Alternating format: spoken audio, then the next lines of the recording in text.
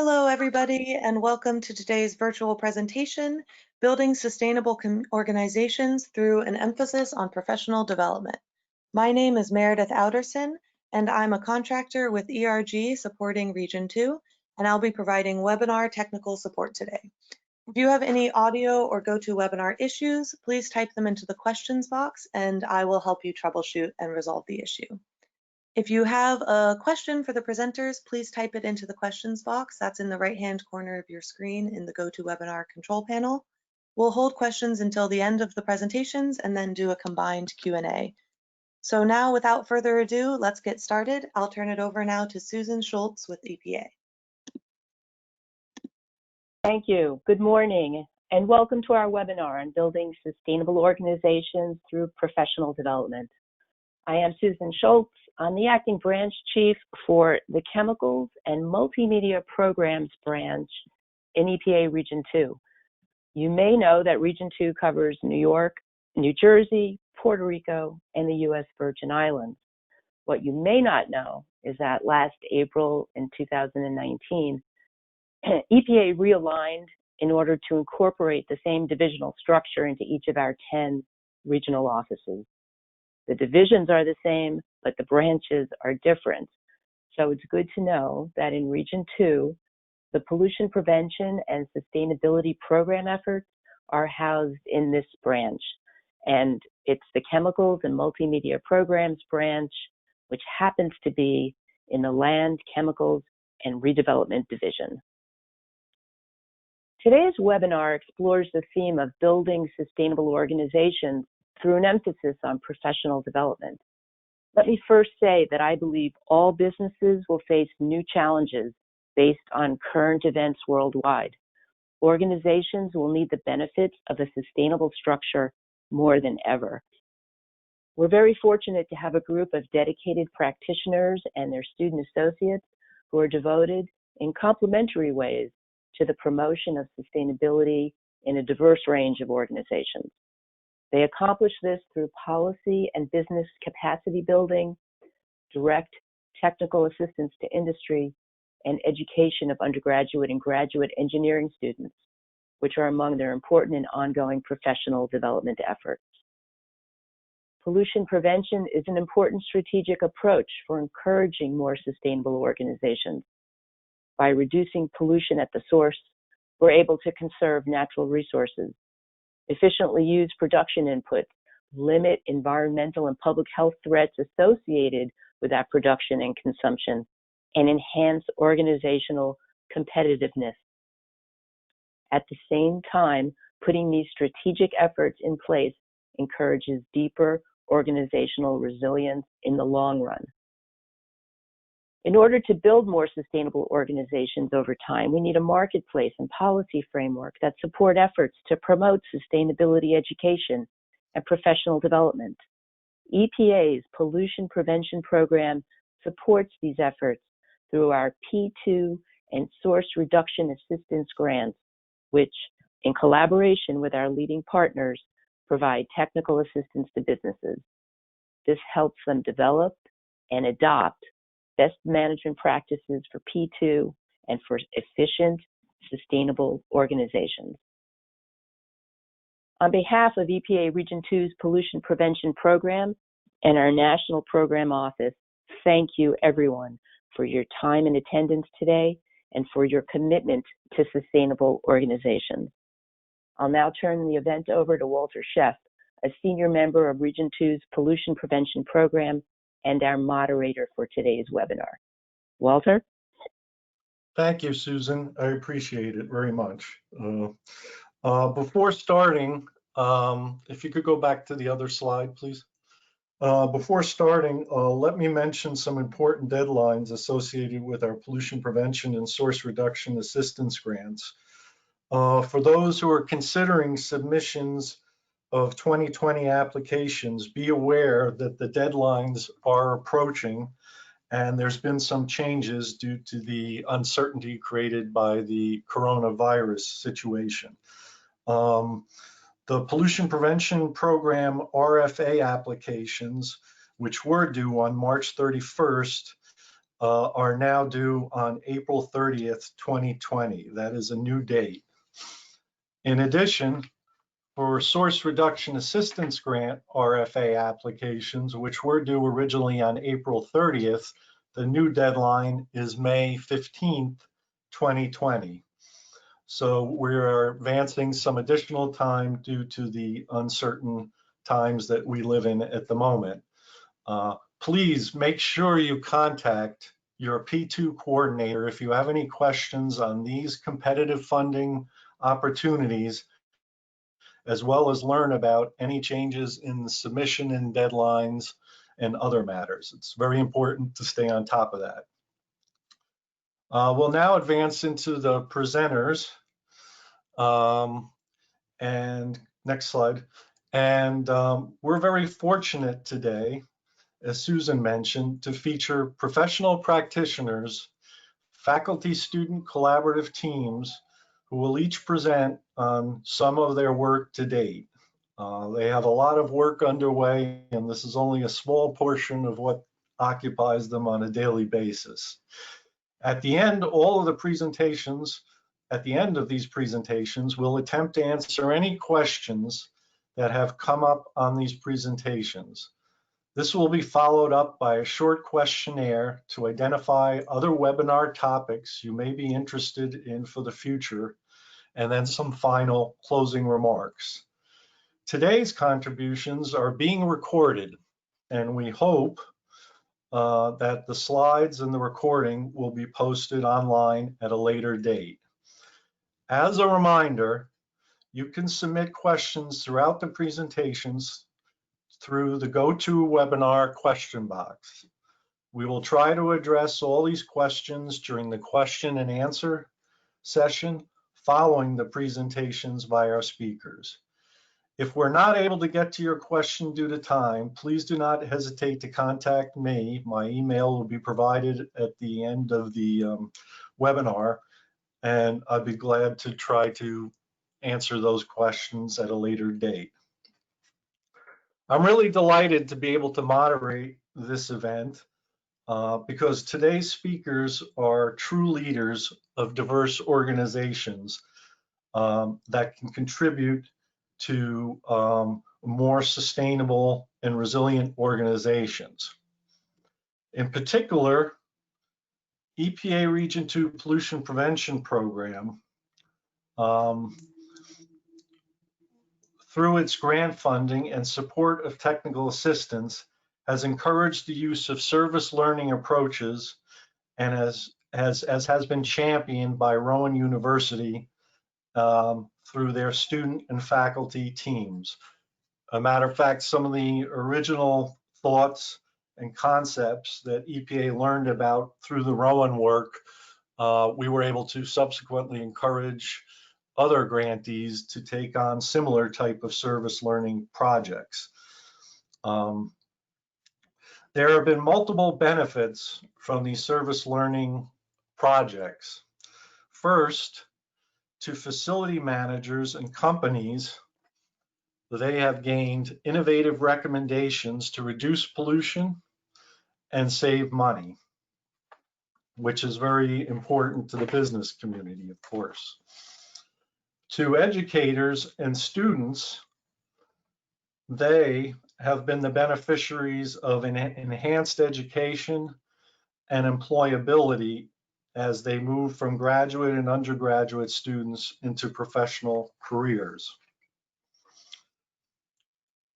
For the larger business community and society, the training of future professionals with cutting-edge skills needed for the sustainable workplace of the future is essential, and the societal benefits will echo as a result of the work being done today. For EPA, we've also gained a lot from their contributions. For example, their work is a model example of outstanding work that supports the intent of the Pollution Prevention Act of 1990, and they provide viable case examples for others to consider and follow that can lead to meaningful results.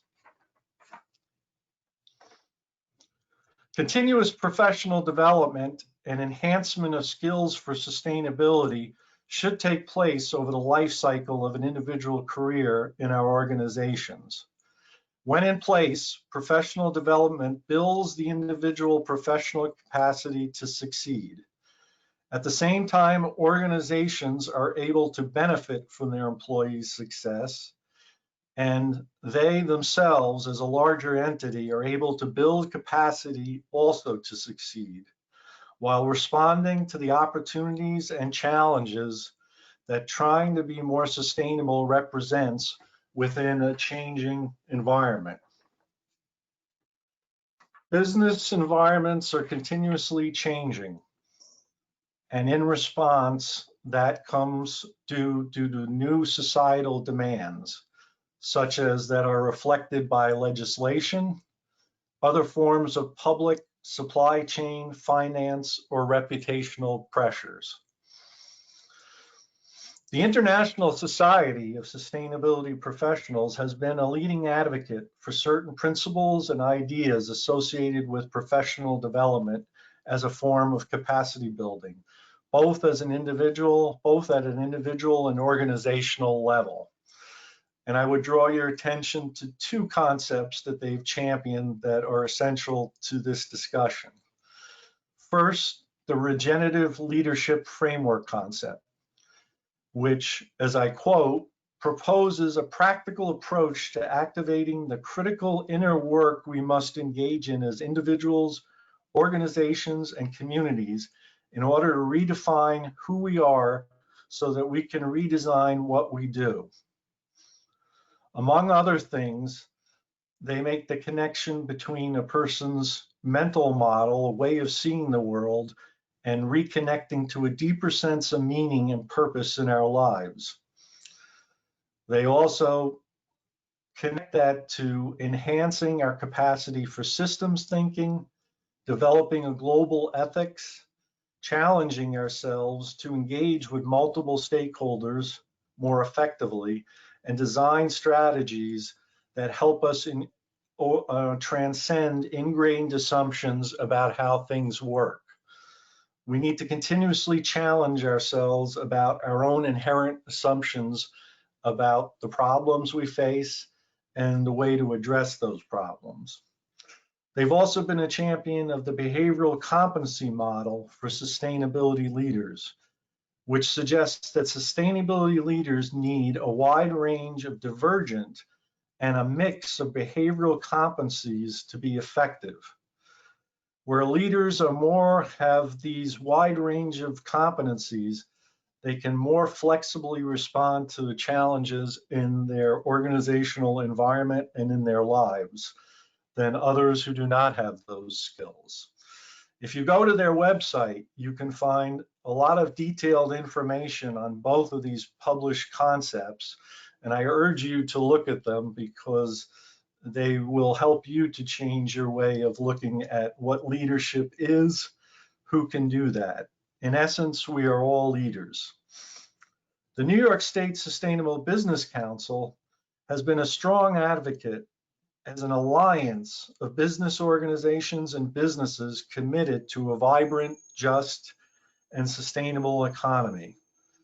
They have amassed, through their effort, a growing alliance of over 1,600 businesses united around sustainability and building what is essential, the critical foundation for collaborative business networks that are needed to educate, connect businesses, and foster a sustainable society. Only through collaboration and through viable, robust networks of collaborators can some of the vision of sustainability be continuously pushed at the envelope. Next slide. Next slide, please.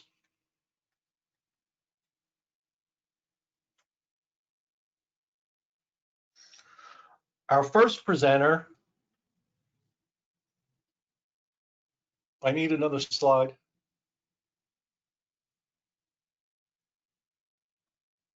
Sorry, I'm having trouble advancing. Okay.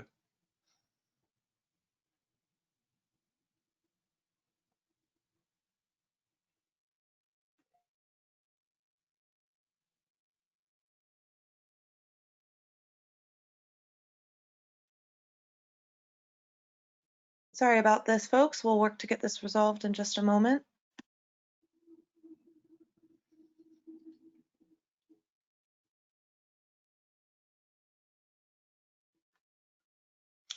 One of the things that's very clear about looking at all our presenters today is that they represent a variety of organizations that each from their own unique situation have been able to advance sustainability and professional development.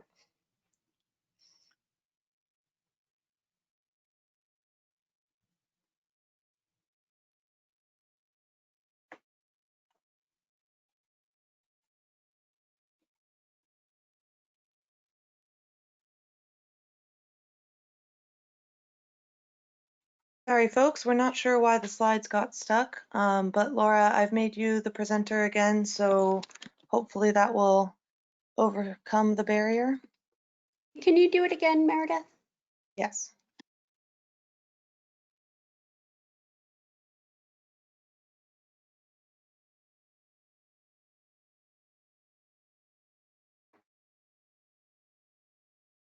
I just got a note that I've been made the presenter. This is Bob Rossi. Should I accept that Sorry, Bob. and begin? Not yet. Just give us one more second. Okay. I think now we are back on to the correct slide, Walter. Yes, that's correct. Sorry for the delay, folks. Continue. Thank you. Appreciate it. So it is with great pleasure now that I will just pick up and introduce our first presenter. I'm very delighted to present Bob Rossi, the Executive Director of the New York State Sustainable Business Council. Bob is passionate about building community and supporting entrepreneurship rooted in social justice and environmental sustainability. Bob has been involved in several business startups in software, manufacturing, and green building. His presentation will focus on efforts to promote a sustainable economy, educate business leaders, build a values-driven business network, and overall impact business culture, driving it towards sustainability as a central strategic core element of day-to-day business. He's also very much committed to create specific local impacts in New York State. And it is very important, his involvement locally and demonstrating these local impacts are vital to his work. I'm now going to go on to introduce the other panelists before they all get their chance to speak. The second speaker will be Mark Wolfe. Mark is president of Lavafish Advisors, founder and co-chair of the International Society of Sustainability Professionals, New York City chapter. As president of Lavafish Advisors, a strategic consultancy, his mission is to help companies use best practices to become more sustainable and to increase their profitability and reduce their environmental footprint.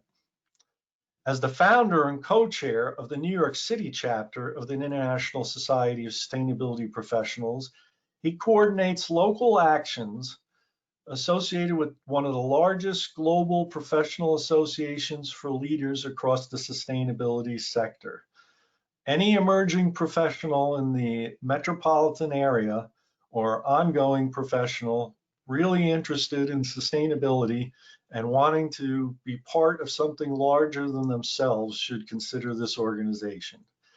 His presentation will cover key functions related to professional development, important leadership principles, and major approaches and actions that he leads to encourage professional development for more sustainable individuals and their organizations.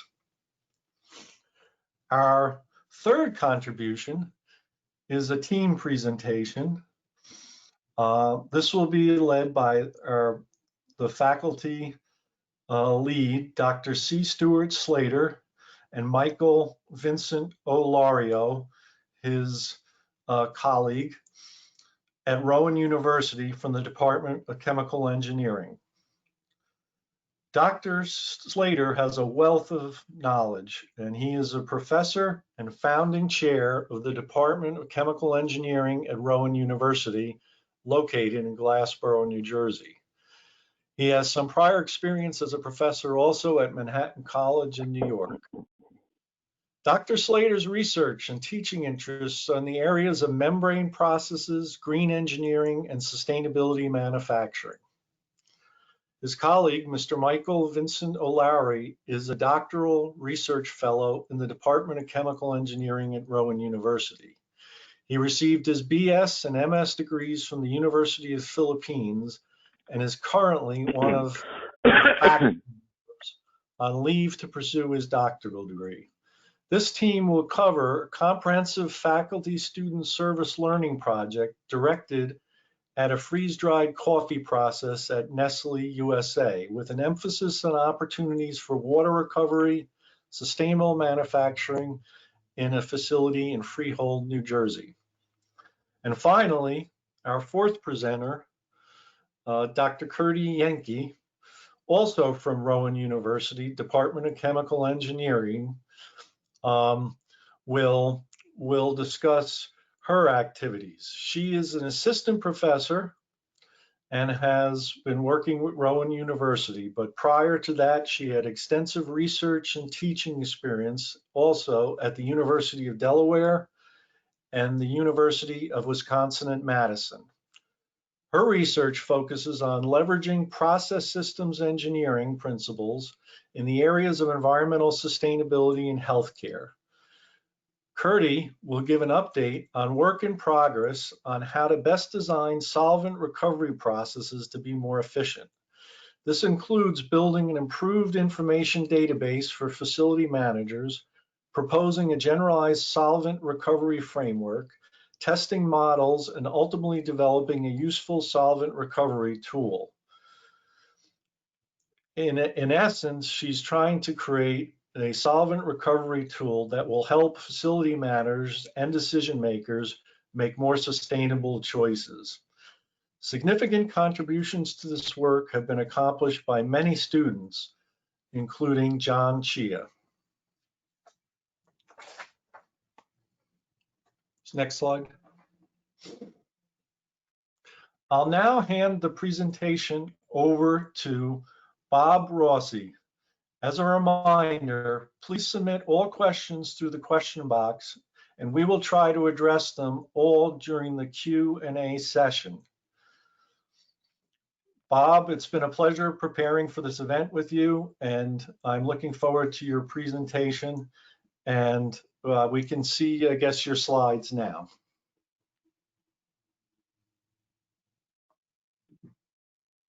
Thank you. Is that true? Can you see, let's see, can you see my slides? I can. Yes, good to go. And yes, now they're in Is presentation. it in presentation mode? Okay, great. Excellent. Well, and everybody can hear me just fine? Yes. Can everybody hear me? Okay, bravo. All right, well, thank you. Thank you, Walter, for the introduction, and thank you for inviting me onto this panel. As Walter said, the Executive Director for the New York Sustainable Business Council. My name is Bob Rossi.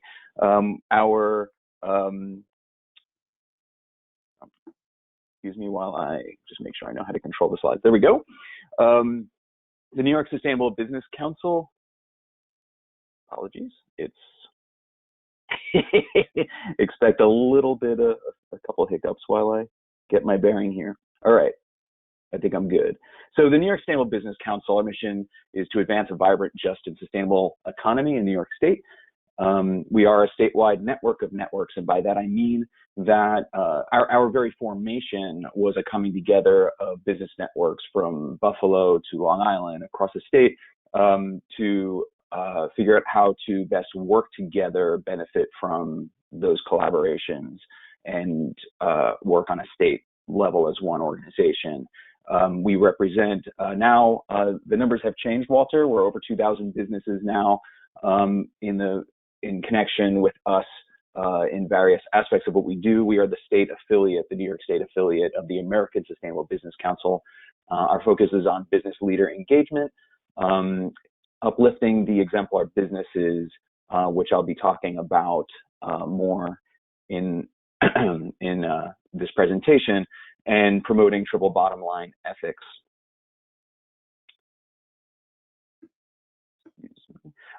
Before I move to the next slide, I just wanted to underscore the role that I see NYSBC playing in this professional development landscape, because we do not do direct professional development, but the work we do to showcase sustainable business and connect those businesses with each other is absolutely critical to driving demand for related professional development.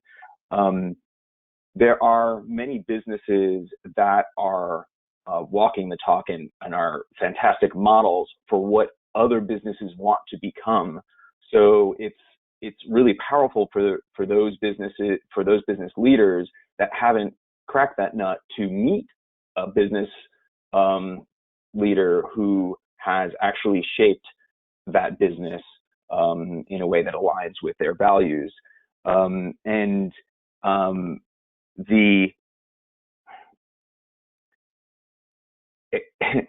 the midst of this current pandemic, I also want to emphasize that as we go through economic and global health hardships like this, it creates more of an awakening among people of the fragility of humanity, and whether it's as has happened with past wars, pandemics, depression,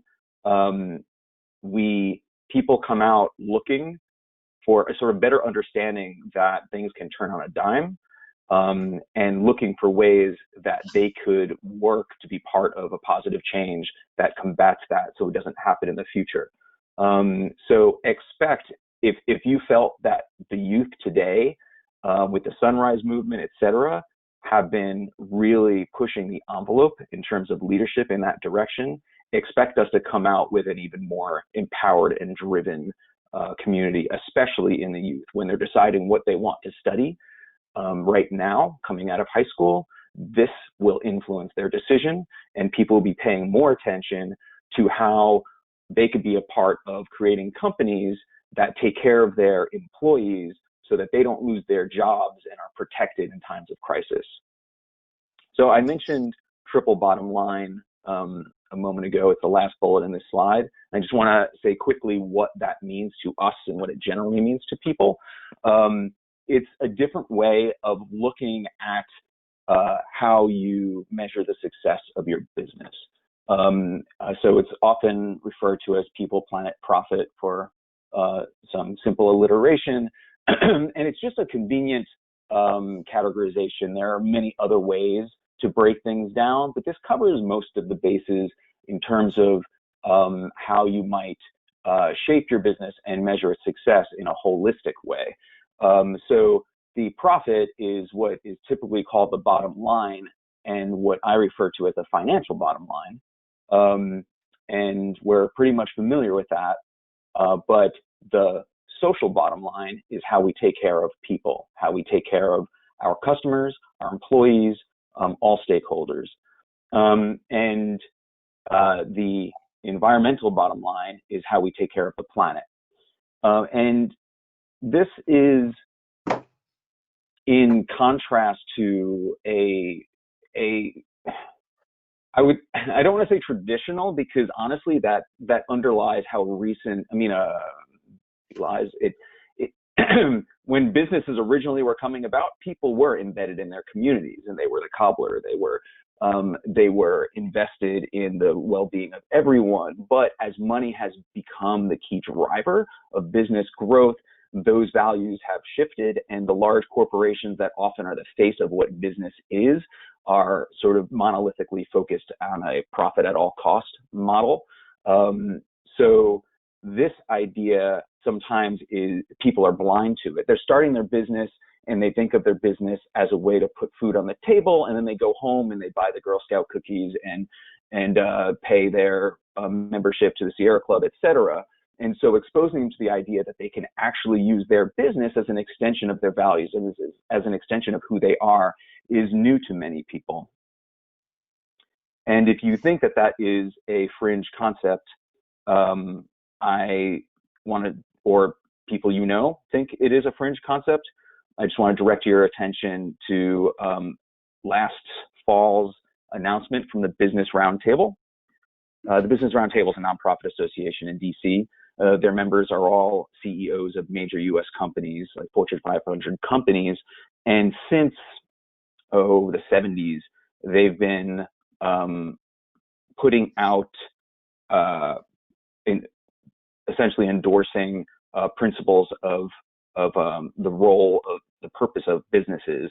And since 1997, they've endorsed the principle of stakeholder primacy, that corporations exist principally to serve their shareholders. Shareholder primacy. They recently, just August of last year, put out a statement. This is signed by 181 CEOs of Fortune 500 companies, that the purpose of companies is for the benefit of all stakeholders, including customers, employees, suppliers, and communities. That those are all they're all essentially shareholders or stakeholders in the company. And so that represents a shift to this being part of, sort of central to the new business ethic. But I also want to, I'll go through this quickly, that most of the business leaders that we work with or reach out to that align with our values haven't even heard of triple bottom line. It's just one way of thinking about it, but here are some ways that the people we work with think about their businesses, that they're local businesses, they're values driven. They may be certified businesses through different certifications, and you've heard of LEED, maybe. There's food justice certifications. The sort of lead cross-sector certification right now is B Corp certification. We work a lot with B Corps and B Corp networks in New York State, and worker co-ops, et cetera, et cetera. You may notice it says benefit corporations, the second to last bullet there on the right. Benefit corporations, that's actually a legal status. So benefit corporation in New York State, they're legally incorporated, not as a C Corp or as an LLC, but as a benefit corp. And triple bottom line values are essentially baked into the charter of that legal status. And some don't really have a label. They're just going about their life as they would, and that includes how they run their business. So why do they do that way? There are many reasons. It could be rooted in the same altruism that drives how they lead their life. They're responding to an increased demand. They're being proactive because they see changes in regulations coming down the pike. They are focused on their bottom line, and sometimes these measures, installing solar panels, reduce their electric bill. Same with energy efficiency measures. There are many ways you can take care of your employees that increases employee retention, and that lack of turnover means decreased time spent in training new employees, et cetera. A lot of these bleed into each other. That's why this triple bottom line symbol that is commonly used shows overlap and intersection, because there's a lot of synergy between those bottom lines.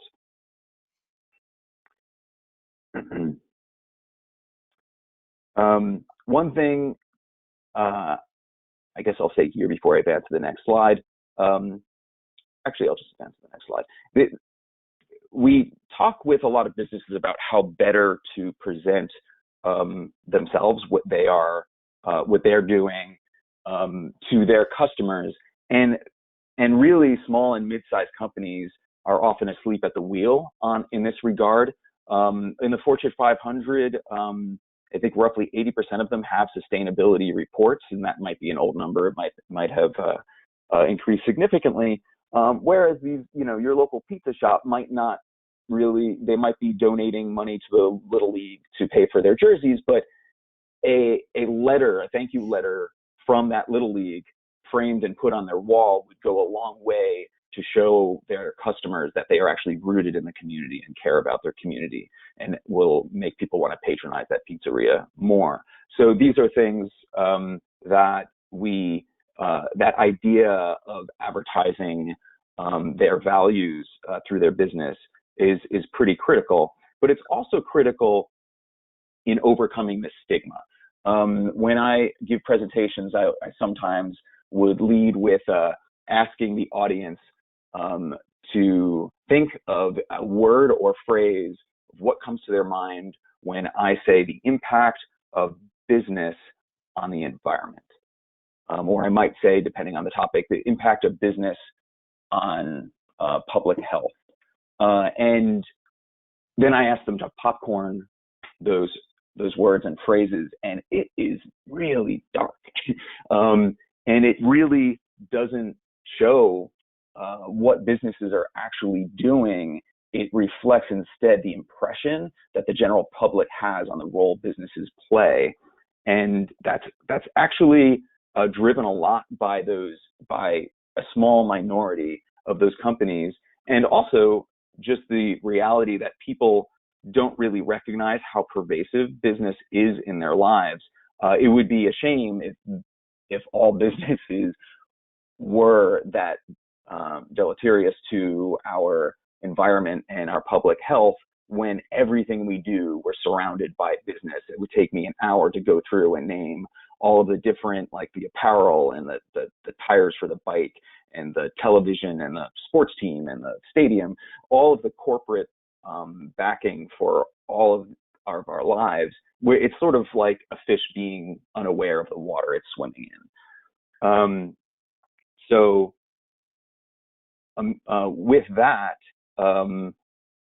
it's easy for people to sort of lose sight of the pervasiveness of business, and also for how common the small businesses are. They're in the vast majority. The graph here is from a U.S. census and the statistics of U.S. businesses, and this relates specifically to New York State.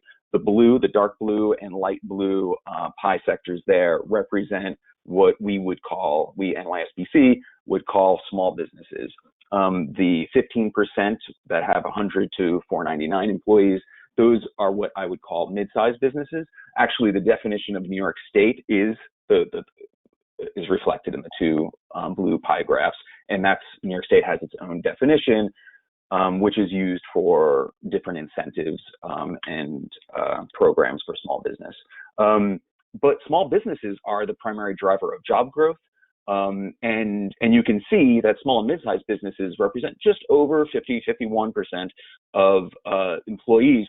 But if this graph were actually counting each business as one, more than 90% would be these small and mid-sized businesses. And small businesses alone way outnumber all the other businesses combined. So it's something we kind of forget. And so in addition to the role that small businesses play, there is tremendous power in green purchasing. I'm realizing that I only have 5 minutes, so I'm just going to move through a little bit more quickly because I want to showcase for you some of the businesses that we work with. But this report from American Sustainable Business Council goes through, and which I'm happy to share with anyone if people want to follow up with me, the power of greening your supply chain and shifting markets that way.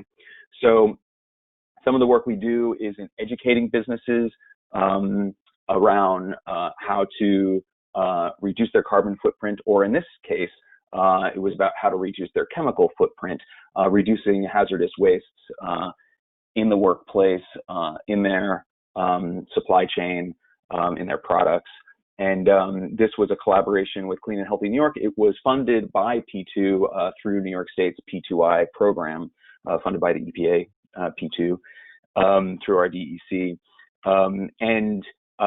Let me just jump to one such company that has lived by those values since it was created in 1997 by a friend of mine. he became a friend of mine after I started working for this company. So I worked for Comet Skateboards for 7 years as their communication director. And Comet is a really interesting case study because their influence is so powerful on youth.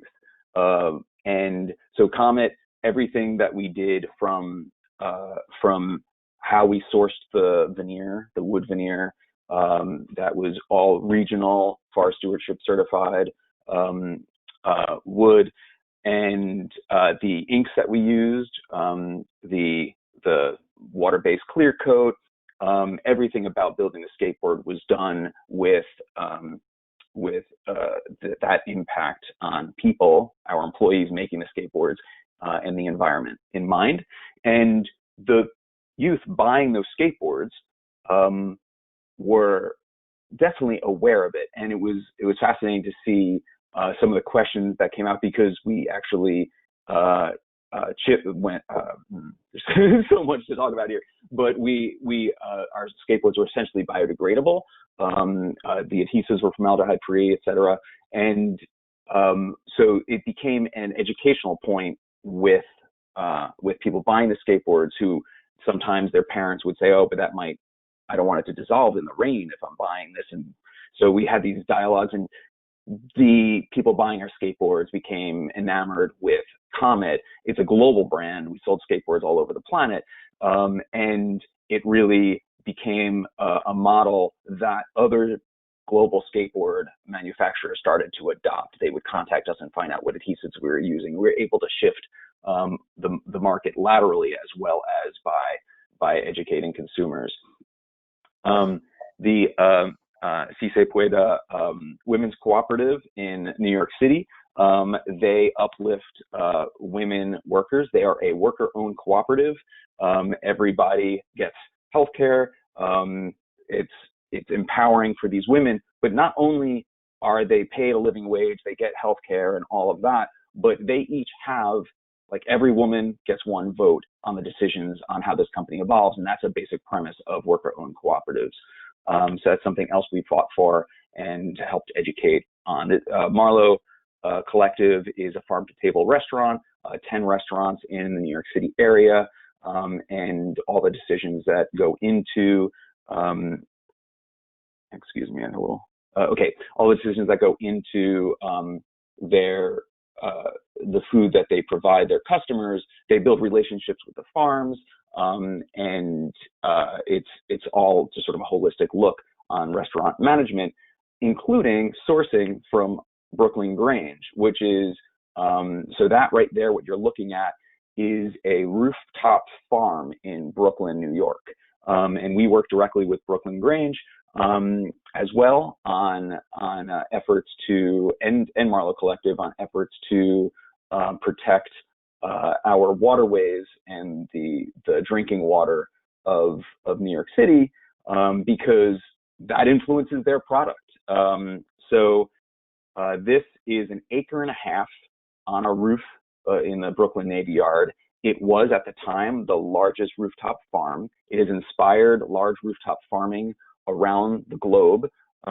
They were surpassed by one in France, but they might be regaining the title. They've built 2 more rooftop farms for scale. In the closest corner of the building, kind of the bottom left, you see a person there, I don't know, like just looking at us. You see a crowd of people getting a tour in the back. And if you look closely, there are farmers around there working on the farm. It not only reduces the transportation, the fossil fuel usage of shipping these to the restaurants that they provide food to, like Marlowe Collective and others, and CSAs for people in the neighborhood, but it also, rooftop farming creates sort of an energy efficiency effect by sort of putting a hat on when you walk outside. This is a hat on the building. But they also have been innovating measures to, as you can imagine, they want to retain water in the case of downpours, rainstorms, so that they can sort of trickle the water and keep farm watered, and that whole irrigation process has reduced storm drainage overload. So there are benefits which they've gotten grants for in New York City because this reduces the impact on the city's storm drainage. And they use regenerative farming practices, which is something that that relates back to the triple bottom line that I was talking about. The idea you've heard of, like sustainable business, it's our middle name in the New York Sustainable Business Council, and that word came about to sort of push back on the sort of status quo, which is having this negative impact. Regenerative is taking that benchmark further. It could still apply to the triple bottom line, but instead of thinking, 7 generations, we want it to be the same, we don't want it to go downhill. Regenerative is sort of acknowledging that we are now at a place where things are not really that great for all human welfare and for all parts of our environment. We need some recuperation. And so, people in the environment need recuperation. So regenerative agriculture and regenerative business practices are ones that help fix the problem that we've created for ourselves. So they use practices that actually capture carbon, that are carbon negative.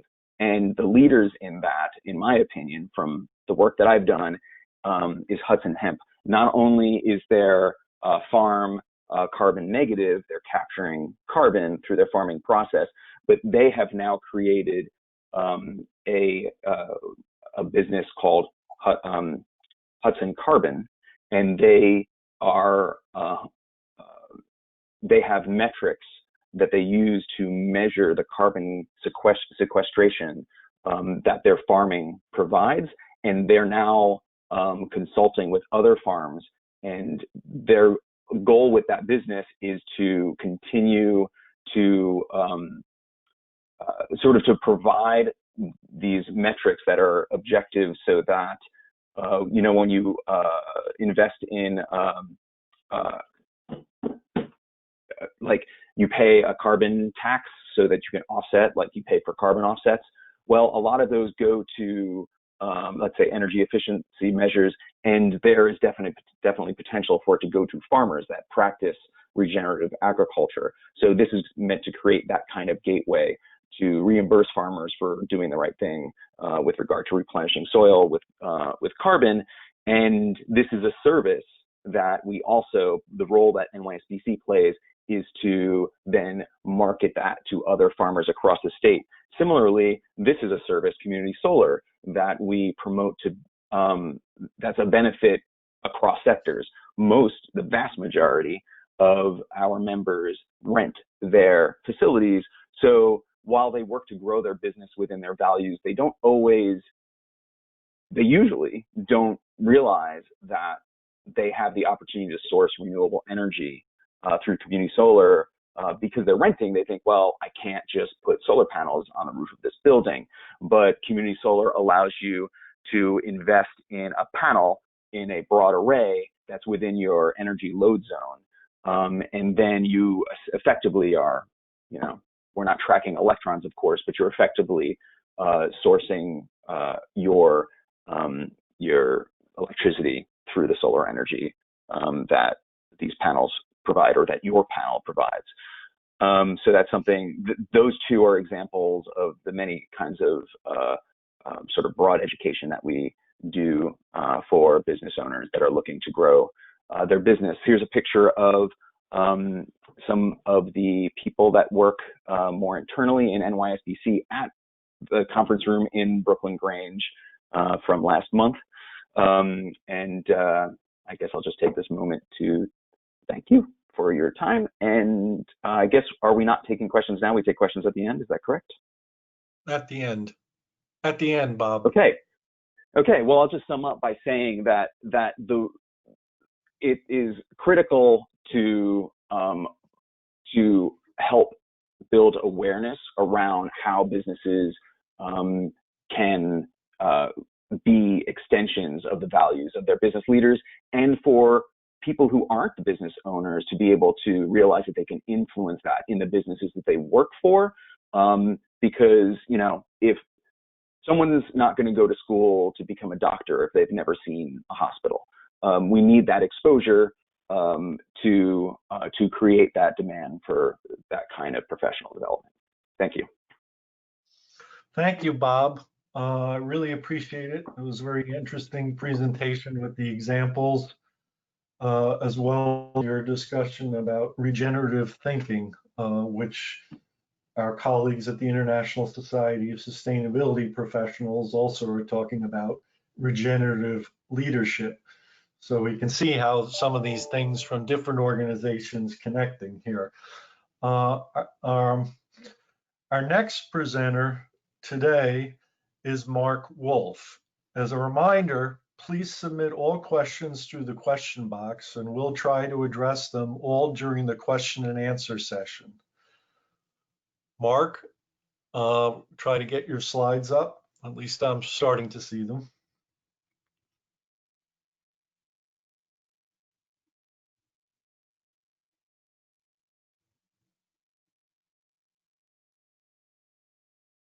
All right, we're ready to go when you are, Mark. It sounds like you're still muted, though. I appreciate your participation today, Mark. It's been a great pleasure working with you and attending some of your events at the ISSP over the years. You've always been bringing together very provocative thinkers, and I'm looking forward to your presentation. I'm just having a little trouble unmuting myself. I'm good to go now. Thank you. Can you hear me? Yes, we can. Yes, You're good to go. Great.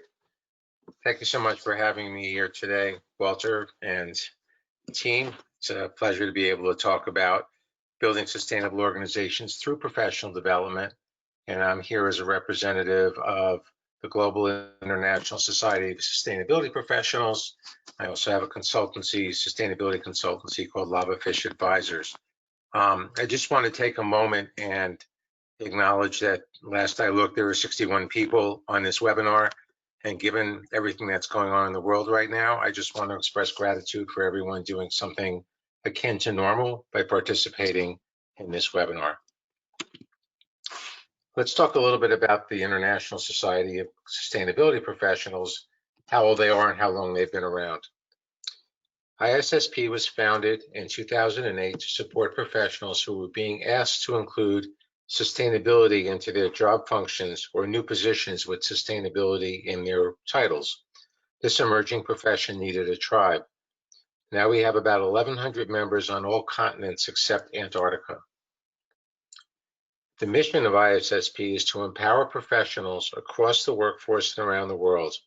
We deliver on this mission by engaging in 3 key activities: convening community, driving professional excellence, and establishing the profession, leading to a vision of a future where sustainability is standard practice with all management leaders. So convening community through membership, both individual and organizational.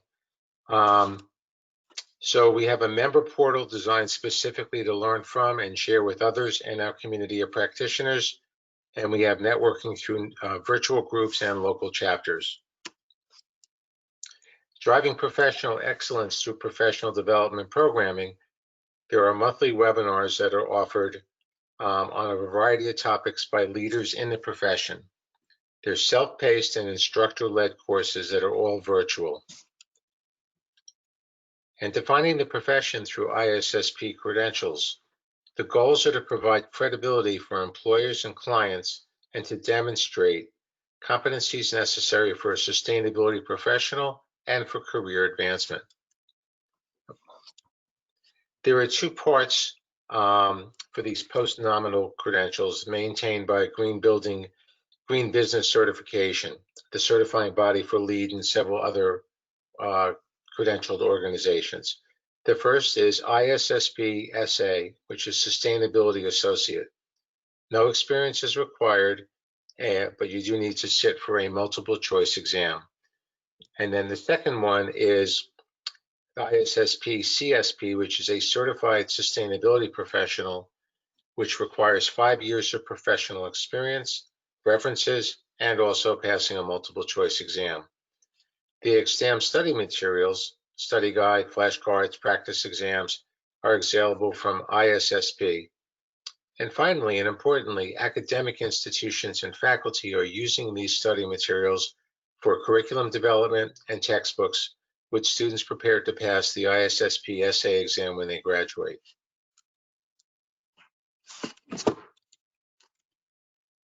So the ISSP New York City chapter was founded by myself a little less than 6 years ago. We have 1,000 professionals engaged outside of just the global membership, and we've hosted 40 plus events since the fall of 2015. Just want to spend a minute because in terms of professional development, I think my story as to why I started this and how we got here really speaks to it.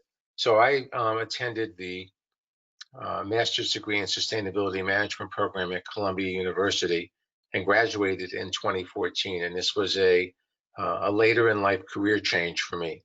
And when I came out of the program, having had success in a prior career, I looked for my professional organization that was going to support my growth as a experienced professional with a new set of skills in the sustainability field. And I didn't actually know of this International Society of Sustainability Professionals while I was getting my graduate degree, but I became aware of them after I started researching what types of organizations were available. And at that time, 6 years ago, ISSP was just getting ready to launch its credentialing program. And that's why I reached out to them and raised my hand and said, I'd like to start an organization in New York. So our areas of focus in the New York City chapter are integrating the local community, sharing best practices, and connecting emerging and established professionals. And integrating the local community is really important because when you think about New York City, there's a large number of supranational, national, state, city, local, community board, neighborhood block associations, grant-giving foundations, as well as regional offices for various aspects of federal, state, city, and municipal government.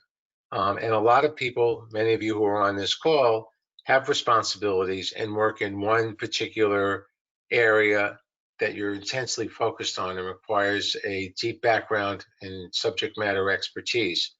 And we felt that by rather than letting people go off and just do what they normally do, we wanted to bring a community together where we could cross-pollinate with inspiration, information, and ideas. So a lot of our programs, and I'm going to talk about the program tracks in a minute, are really focused on sharing best practices, sharing knowledge, and sharing what's worked and what hasn't worked. And what's been really important for us is connecting both people who are new to the field and established professionals. I should mention that the New York City chapter is entirely volunteer-led and staffed, and we've had some interesting expertise come and go over the years that we've been around. So we have 3 event tracks that we offer. The first one is called Leaders in Sustainability, and these are people who are recognized at a national or global level as being leaders and change makers in their field. So for example, we had Hunter Lovins, Natural Capital Solutions, as a speaker. We had the CEO of Kering Corporation, luxury fashion brands. It gives you a sense of who some of the speakers have been. We also recently did a panel a few weeks ago, it's not up on our website, around science-based targets with the VP of Sustainability at Estee Lauder, Head of Climate at Novartis, and the energy lead at AEG Group, AEG Worldwide. Our second track is Sustainability in Action, and this tends to work a little bit more locally. So great example, Bob. We actually did a program with the New York Sustainable Business Council a couple of years ago with one of your volunteer leaders that offered to our members. And one of the things that we learned as an organization from that is that we did not actually have a tremendous number of business owners in our network, and that was a gap that we looked to fill in. And our third area of programming, our third track, is Sustainability in Focus. And this has been a collection of things that can best be summarized under the banner of the arts. But we've had a number of very interesting films in the field of sustainability with expert panels speaking after the films, taking Q&A from the audience. We've also done a whale watch off of Long Beach. We've gone to an art showing of someone who does photography in the recycling space. So it's been pretty broad-based. And I would also add that one of the key things has been, as we've become better known, we've been able to collaborate with a much larger ecosphere of sustainability, governmental agencies, NGOs, professionals in corporations, foundations, and that's enabled us to really put our programming in hyperdrive. If you think about 40 events in the 4+ years since we launched, that's averaging 8 or 9 events a year with no paid staff, by basically sheer commitment to the importance of doing this. So let's talk a little bit about key leadership principles, because this is really important not only in running an organization, but also in terms of professional development. We have people that have got decades of experience in the world of work. We've got people who are coming out of school with a graduate degree who don't have a resume beyond a lot of internships, and everything in between. People with 2 years of experience, 20 years of experience, highly informed subject matter experts, and people who realize that in their lives, what they've been doing is actually called sustainability. They just didn't know that that's what it was at the time, and then really trying to organize their professional experience around that. So first and foremost is enrolling volunteers in the vision. Literally, the New York City chapter started in my living room a little under 6 years ago, and I reached out to some names that I was provided to by ISSP Global, and I reached out to people in my network from the graduate program that I received my sustainability management degree in, and created a vision for the chapter, which we've talked about a little bit, in terms of connecting and building a community in the New York City area across all different levels and all different types of functions that are committed to sustainability, ESG, SRI, basically stewardship of the planet and natural capital. And people were out there and they were hungry for connection. The second principle has been collaboration. One of the reasons that I've been fortunate enough to build a relationship with Walter Shepp and his team at the EPA is that Walter reached out to me to talk about this topic of professional development and networking about 3 years ago. So it was interesting. As a newfound grad, I couldn't get to talk to anybody about job opportunities 5 years ago at EPA, or 6 years ago at EPA. But a couple years later from starting this, they invited me to come speak about this chapter and also about professional development. And that was to the PS2 Council, for those of you who are on that. The third is member inspired. So I would say that roughly 60-40%, the co-chairs of this chapter have been instrumental in using their professional networks to develop programming, but 40 to 45% of the actual other programming have been ideas that people have said, I know so-and-so, or I'd like to do this, or I think it would be great to do that. And they brought those ideas along with how to structure it and an energy to put that programming together. So it's really a combination of leader-led and community-led. And we've also been doing a series of test and learn. We have, at this point, many requests from organizations to say, can you promote our event? And we've decided that unless we are a fully integrated co-sponsor, that we basically want to be hands-on. But we've worked with other organizations where there's been a mix of some of their members have been invited at no charge, where as a self-sustaining organization we have charged, and it's developed a policy around that. We've collaborated with nonprofits, we've collaborated with commercial organizations, we're collaborating with EPA. So we haven't been afraid to fail, and we've learned a lot along the way. As I mentioned earlier, we learned at when we did the New York Sustainable Business Council presentation that we didn't have a whole lot of business members, small business members or business owners in our network, and that's something we've taken steps to try to beef up. And then what's really been critical to the success of this chapter has been access to personal networks.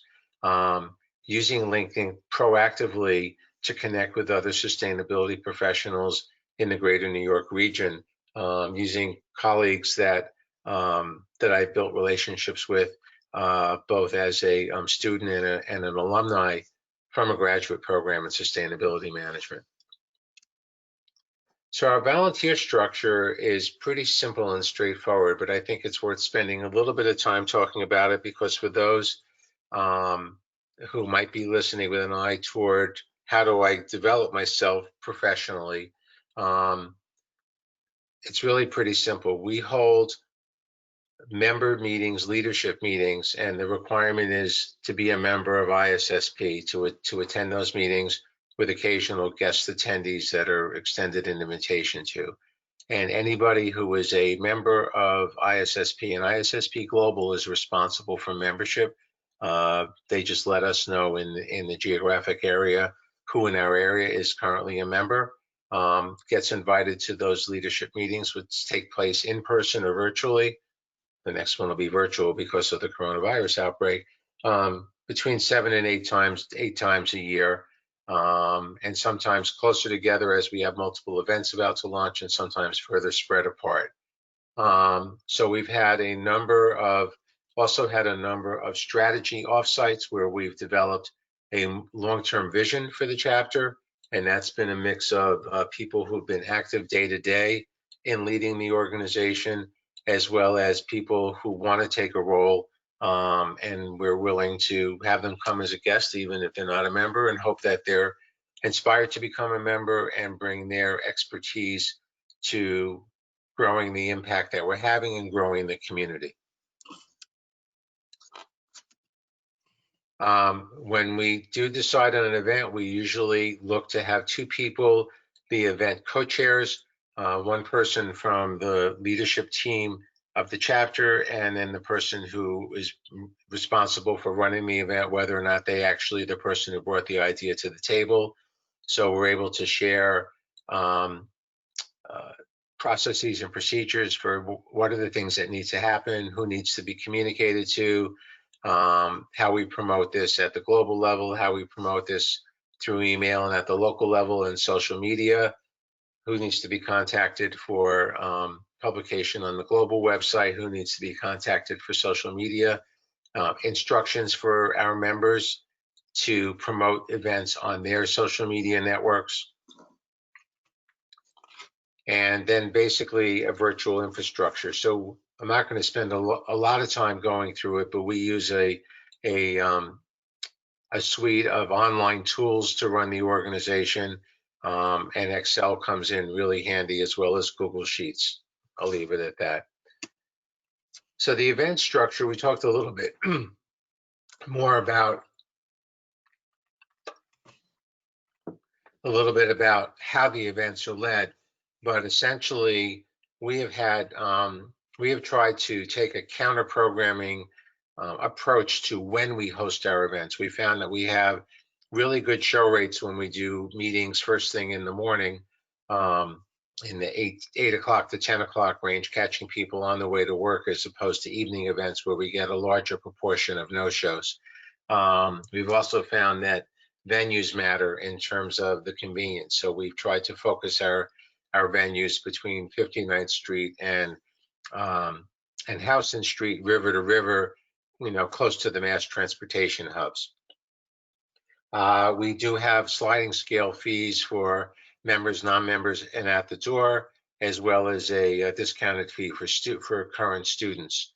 And as the global organization has transitioned their CRM systems and their member billing systems, we've had to work creatively to create discount codes for some of those categories for events. The networking strategy is every one of our events has a networking component built into it. Typically, the first 30 to 45 minutes, whether it's a showing of sustainability in focus film, whether it's a panel event, whether it's a Leaders in Sustainability program event, we always have some time before the event starts. Then we have the actual event, and then we have time afterwards to be able to talk to the speakers, have discussion among the attendees and the people who are the subject matter experts. We do try to offer refreshments in terms of wine and light snacks, but some of the venues that we've used have not allowed us to bring in any outside food and beverage, and their costs have been astronomical for doing it. So there's been a few that we haven't been able to offer refreshments, but for the most part that we have. And really at the end of all this, and I'm sorry I don't have great photos to show like Bob did in his slides, but I'm going to show you a link and let you take a look at some of our events. You can see some of the events we've done in the past, and people who've been there. Has really been about collaborative engagement with people who are attending our events, collaborative engagement with ISSP Global, collaborative engagement with other partners who we've either sought out or sought us out in doing events. And at the end of the day, it really comes back to the focus in the chapter of building community and community of emerging professionals and well-established professionals, so that it's that more of that personal one-to-one connection that can take place and can make a difference in solving some of the most insurmountable environmental issues challenging us as a profession today. We've also provided a playbook for some of the other chapters that are coming online and starting up either virtually or in person. We've worked with international partners. We've worked with other NGO organizations. We've worked with universities, and we've worked with local organizations, some of whom I've enumerated before. So in my remaining couple of minutes before I actually sign off, let's see if it, just wanted to highlight that if you go to sustainabilityprofessionals.org/NYC-chapter, you can get an overview and see some great photos of events that we've done in the past. And if you're interested in learning a little bit more about professional certification, sustainabilityprofessionals.org/ISSP-credentials. So basically the main place to find all information about the International Society of Sustainability Professionals, along with information about our chapter, about credentialing, about membership, is at www.sustainabilityprofessionals.org. And with that, I will turn it back over to Walter. Thank you so much for being here today, everyone. Thank you, Mark. Really appreciate your presentation, and particularly I was struck by your multidimensional approach towards getting the word out about your organization. Marketing and targeting your approach to where people are at through various techniques is an important way to affect change. Your focus on collaboration and also network building as essential elements of a strategy to encourage professional development, which will help us move towards sustainability. We can have the market signals, we can have the legislation, but if we don't have the individual capacity to succeed within the new business environments as laid out by Mark Rossi, we're not going to get there. We need to have the capability. And with that, I'd like to now move on to the Rowan University presentations and try to make the connection that you're seeing between professional development, an emerging new business environment with a lot of opportunities, a leading group promoting professional development that affects individuals and organizations, and now tying that into undergraduate and graduate education, leveraging professional development to students who are the emerging professionals of the future, as well as Rowan University providing vital cutting-edge technical support to businesses, and also assisting EPA to achieve its goals under the Pollution Prevention Act of 1990. So with that, thanks again, Mark. I'd like to turn this over now to Rowan University, and the first presentation to be led by Dr. Stewart Slater. As a reminder, again, please submit all your questions through the question box. We will be glad to address them at the end. Stu, I think I got your slides here, so I think we're ready to go. And I'm very honored to have Stu. I've been working with Stu a number of years, and he's always been on the leading edge of getting the word out about green engineering through his student clinic approach. He was a pioneer in this area, and he's affected a lot of audiences that EPA cares about. And always a pleasure to hear you speak, Stu. Thank you, Walter, and good morning to everybody there. If there's any problem with my presentation, if somebody could just shout out, let me know. I'm not used to doing a lot of these things, but unfortunately I have to get up to speed very quickly because we have to move, like everyone else, all of our university classes online within a week for the rest of the year. So with that in mind, we're going to talk a little bit about our most recent legally completed EPA P2 project. And this one was very interesting. And I have with me today Michael Vincent-Lorio, who's one of our graduate students. And I just want to point out that co-author on a paper, Christian Wisniewski, was on this project as a graduate student in his first couple of years. And actually, he graduated with his master's degree and now works as an environmental engineer for the state of Delaware. So it does show you about some professional development activities we do and how that impacts people going into the workforce. So let me just see if I can advance this. I could go down here, right? And hit the advance. There we go. So as a little background introduction, this P2 project was geared to answer one of the national areas of emphasis, which was in food processing. So we actually reached out to an alum we had at Nestle in the Freehold plant. Freehold plant in New Jersey makes instant coffee. It technically is called soluble coffee. The goal of this project, and with most of the projects we've had with EPA, and I'll touch on that in a second, was to engage our undergraduate and graduate engineering students. And we do this what we call the engineering clinic approach. I'll show you a slide on that next. So the projects deal not only with giving a technical idea to industry, where we try to provide some research or design solution, but we also use the clinic projects as a vehicle for training the workforce of the future. So instead of the old days where you went and took courses with the book and you learned the things in a book or in a standard like a little lab experience, these are actually projects where the students work in a team environment. They interact with faculty, industry, they go with professional societies and present. So they're really part of the research experience and design approach of project-based learning, which we feel is a very important aspect of all this. This particular project really dealt with water recovery, and that's why, we're going to just show you an example of what we do technically in one of these. But the goal here is when these clinics are undertaken, the word clinic is obviously a medical school term. And our school has been doing these engineering clinics for over 20 years since we started our engineering school. In fact, we started an EPA P2 grants with Region 2 in 2005, and Bristol Myers Squibb was the first partner company in that.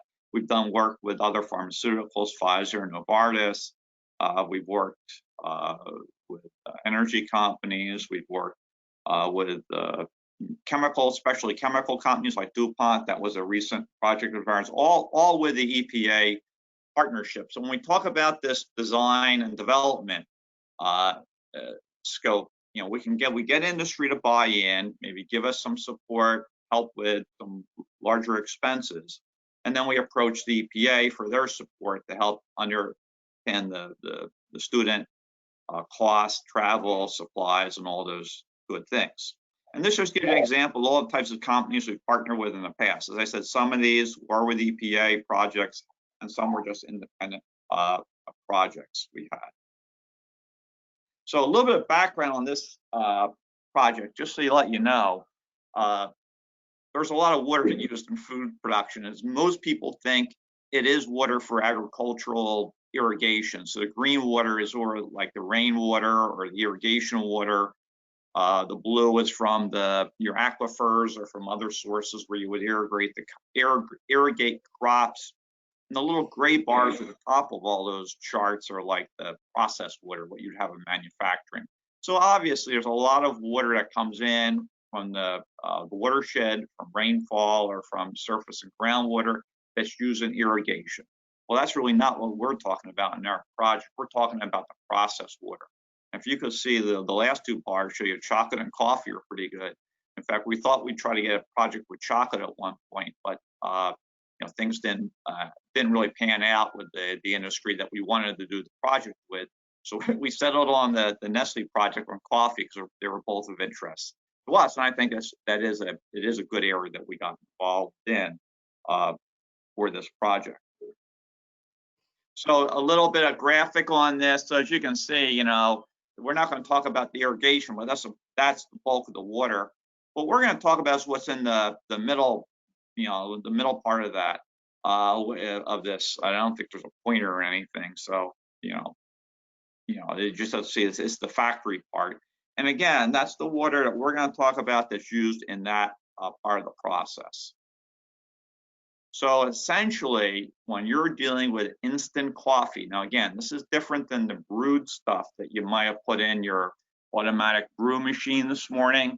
So in our case, instant coffee, or the technical term, soluble coffee, is coffee that, is going to be made and brewed, but then we're going to extract and solidify the soluble components. To do that, it's a very water-intensive process, as you'll see in the representative process flow that we have coming up. So it takes about 4 gallons of water per pound of the instant coffee that you'd buy in the supermarket. And that's in the processing steps. So that's in the manufacturing steps. Water is used in a lot of places in a plant, not just for the actual production of this, but also in plant utility generation, cooling towers, plant maintenance, cleaning, process heating, cooling, so on and so forth. So it's used in a wide variety of locations. So in our case, what we did is we chose to look at a waste stream at the coffee plant. And this waste stream was sort of a combined waste stream from their production facilities. It had a lot of different things in there, constituents from other processes of the factory. But in regards to the waste, if I brought that waste to the lab, which we did for testing, it smells like coffee, it looks like coffee, but it's just a grungy coffee. You wouldn't drink it, obviously. So it looks like coffee, smells like coffee. It's got all those constituents that would be in there, suspended and dissolved solids, organic constituents, color.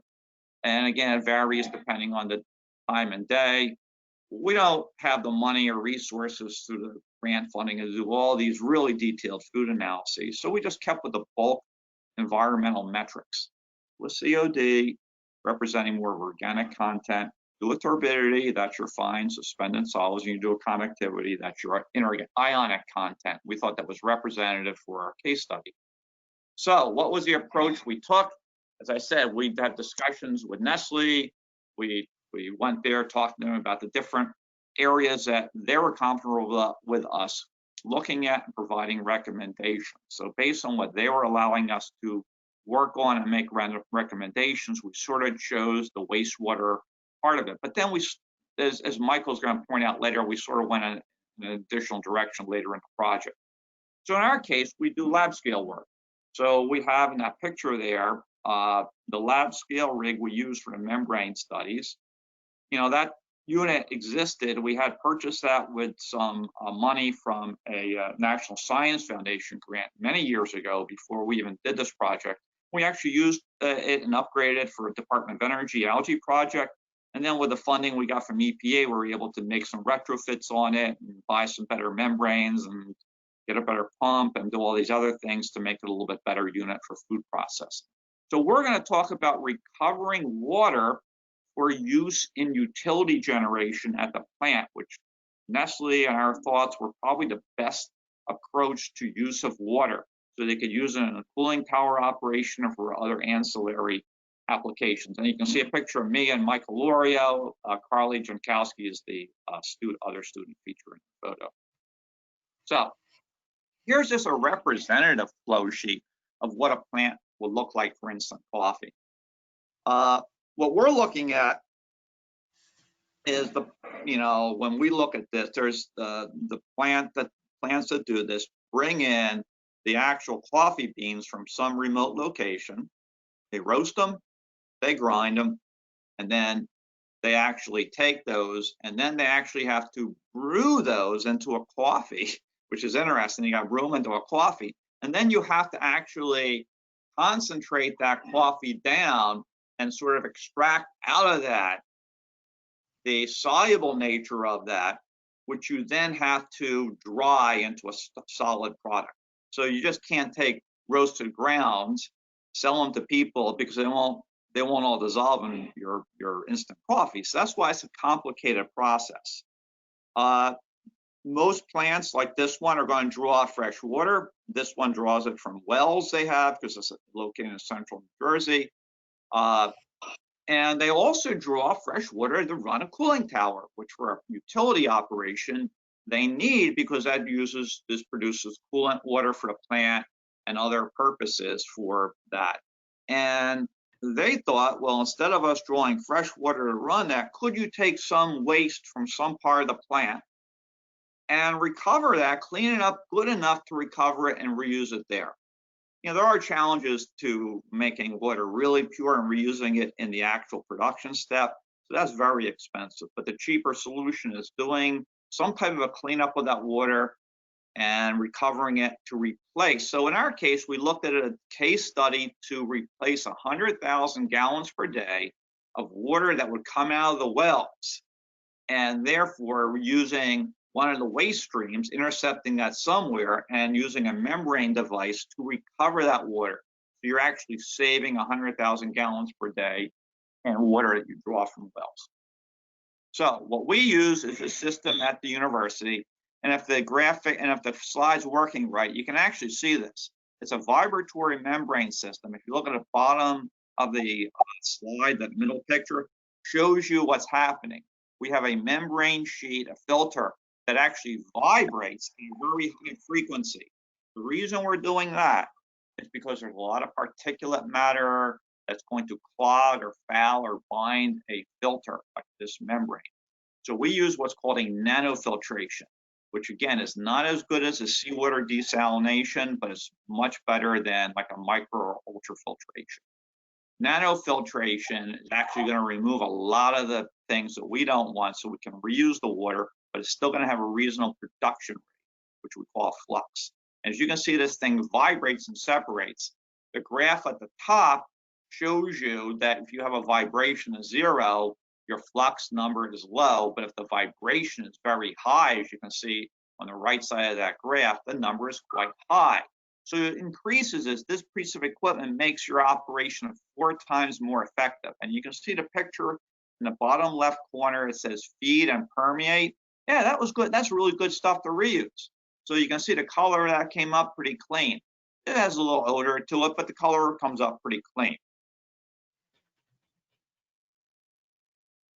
So here's what this vibration is. People don't seem to understand, and I'm a chemical engineer, so I'm sorry if most of you probably don't know the chemical engineering behind this, but suffice it to say, this is it's like a cartoon illustration of what happens.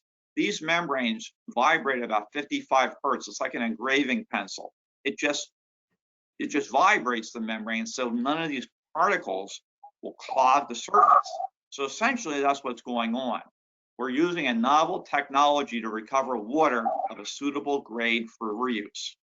We run a lab test because that's what we have. We don't have money for a commercial system. our lab test, we run it in a certain way to generate information for a scale up to a commercial system, because Nestle is always going to want to know, well, what would happen if we wanted to use this actually in the plant for 100,000 gallons a day recovery? So we run a very small lab test, very low flows, and then we can project from that what a recovery would be. And that's sort of the chemical engineering behind all this. You know, we're not going to go into all the equations, all the design, all that. We publish that, and that's going to be out there for anybody that wants to use it to understand how that's done. We're just informed the other day that one of the papers we submitted on this particular case study is heading to a decision, and we're hoping that we have an accepted paper that we could then post and then obviously send on to EPA for work that came in this project. Well, we have other papers we published on this as well that we endeavor to show people the results in detail, but that's not the idea today. So just to show you what happens with this, what we're looking at is this nanofiltration membrane that has, it's not that great of a COD rejection, but you can see it removes all the color. It's probably leaving some of those small odor molecules, but we were told that as long as the permeate was clear, that's reusable in the cooling tower. Turbidity is what they want to remove because you can't have particles clogging those cooling tower pipes. So this is like 99% rejection. And then the conductivity is very well rejected. And these are all within limits that you can recover and reuse this water in a cooling tower. Different than reusing it to actually produce, stuff in a plant. But for a cooling tower operation or ancillary use, this is perfectly good water for that use. So when we did our design study, and again, all these complex equations, all these complex things no one wants to know about, we do that, we provide that information, and we publish that, we pass that on to our corporate partner. We also run a scaled up life cycle assessment reduction. We use a program called CEMA-Pro. CEMA-Pro can do a CO2 emissions impact. So if we were to project for, let's say a projected plant operation, recovering the 100,000 gallons a day of water at a typical production site, what would the savings be? And here we're reducing the CO2 by about 28%. Where is the savings? Because we're intercepting here water that would go for wastewater treatment. So in our case, we're intercepting water that would be treated for wastewater, first pre-treatment at the plant, and then wastewater that's treated at a municipal treatment authority. Both the pre-treatment at the plant and the municipal treatment authority have an emissions associated with them. If that's reduced, that's our credits. And then the only thing you can see here is that, yeah, we had some electricity from running the membrane system, but it's sort of offset by the reduction in all the electricity you need to run those wastewater treatment facilities. We also ran a cost analysis. The savings are good. They're not that great, but they're good. Most of the savings are because of the wastewater discharge. Yes, the industry has to pay X dollars to retreat the waste and to pay for the municipal treatment authority in whatever county they're located to treat it. We base this on the representative numbers from, I believe it's Ocean County, New Jersey. Most of the savings, you'd think, well, you save some money in the pre-treatment aeration blowers. That's true, but then you have to pay for the electricity for your recovery system. That was interesting. The red bar, which is electricity for the recovery system, isn't that much. These run at relatively low pressures. I think these are either designed for like a 300 or 400 PSI.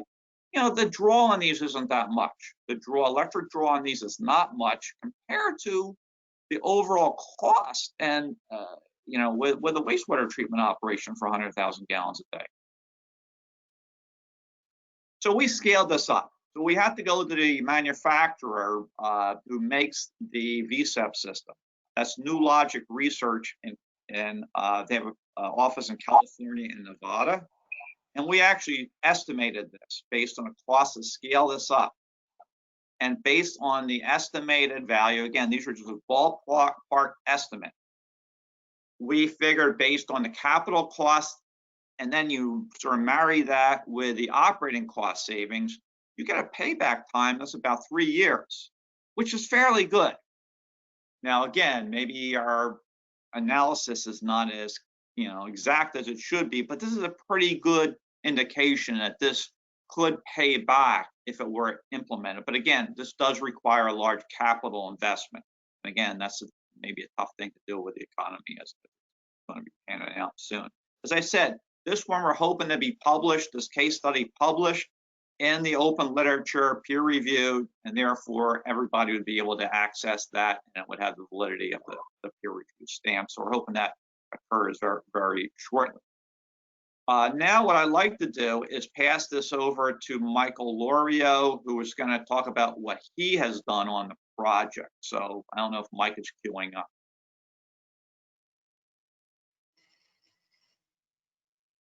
Thank you, Dr. Slater. Can I have the control over the presentation, please? You said next, I'll just advance it myself.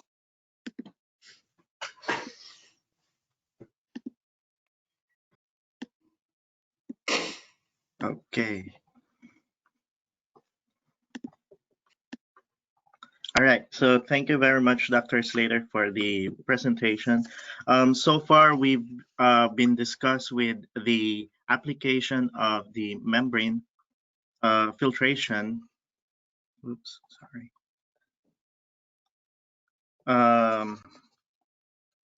On wastewater reclamation. Now we further proceeded to investigate on coffee extract concentration as we find that there is more opportunity to save energy when we intercept intercept the membrane fill the process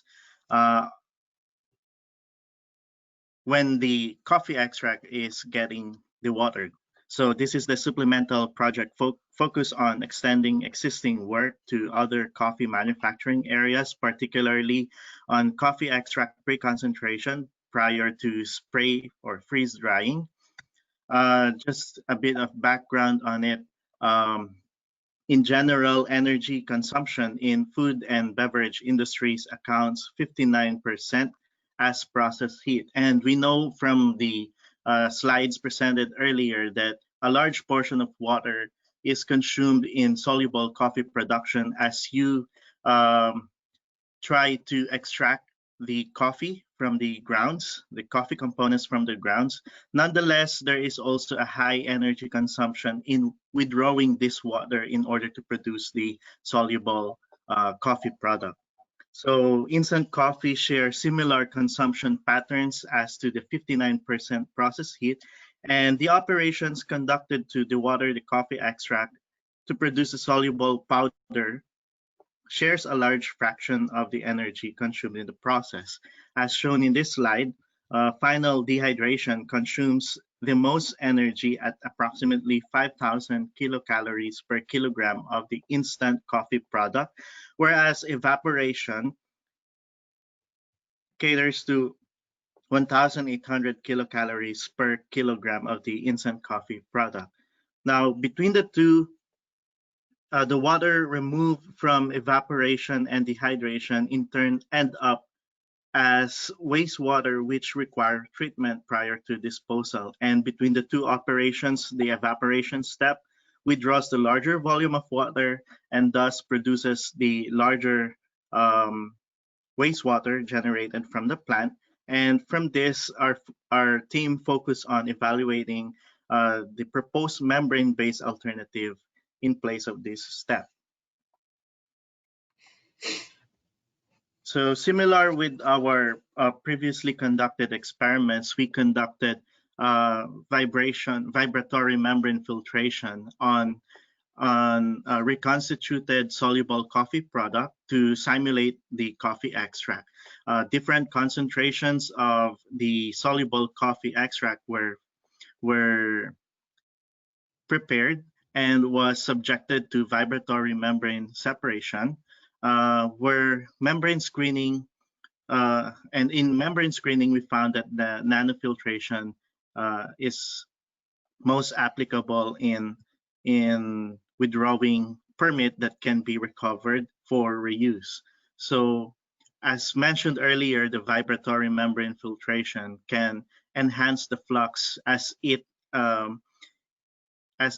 creates shears on the membrane surface and prevent the membrane fouling or the membrane from fouling.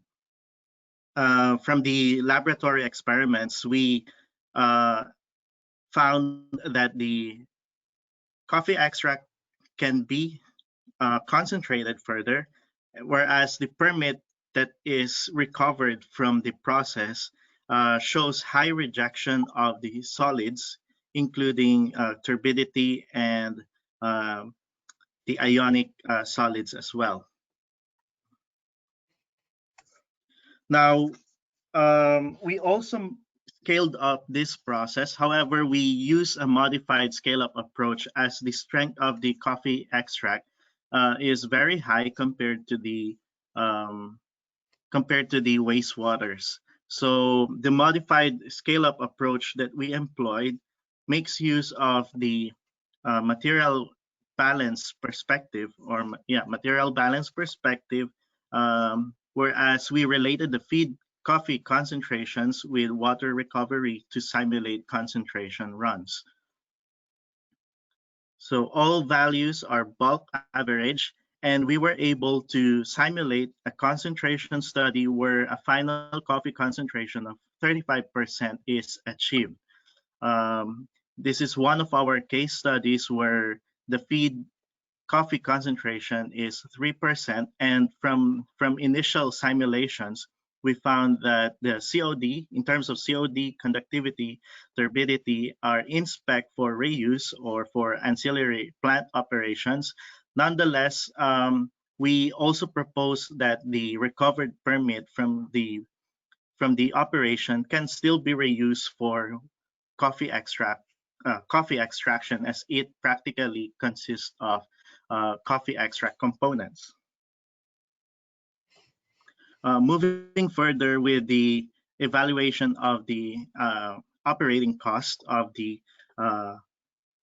proposed system, we found that the operating cost savings are mainly from the coffee extract concentration step or from the evaporator system. Now we have to add some calculations on our base case analysis, since we are adding up the cost, the materials, and energy flow of the evaporator system. There is still reduction in non-hazardous wastewater generation, but nonetheless, much of the savings can be obtained from opting to the alternative concentration step.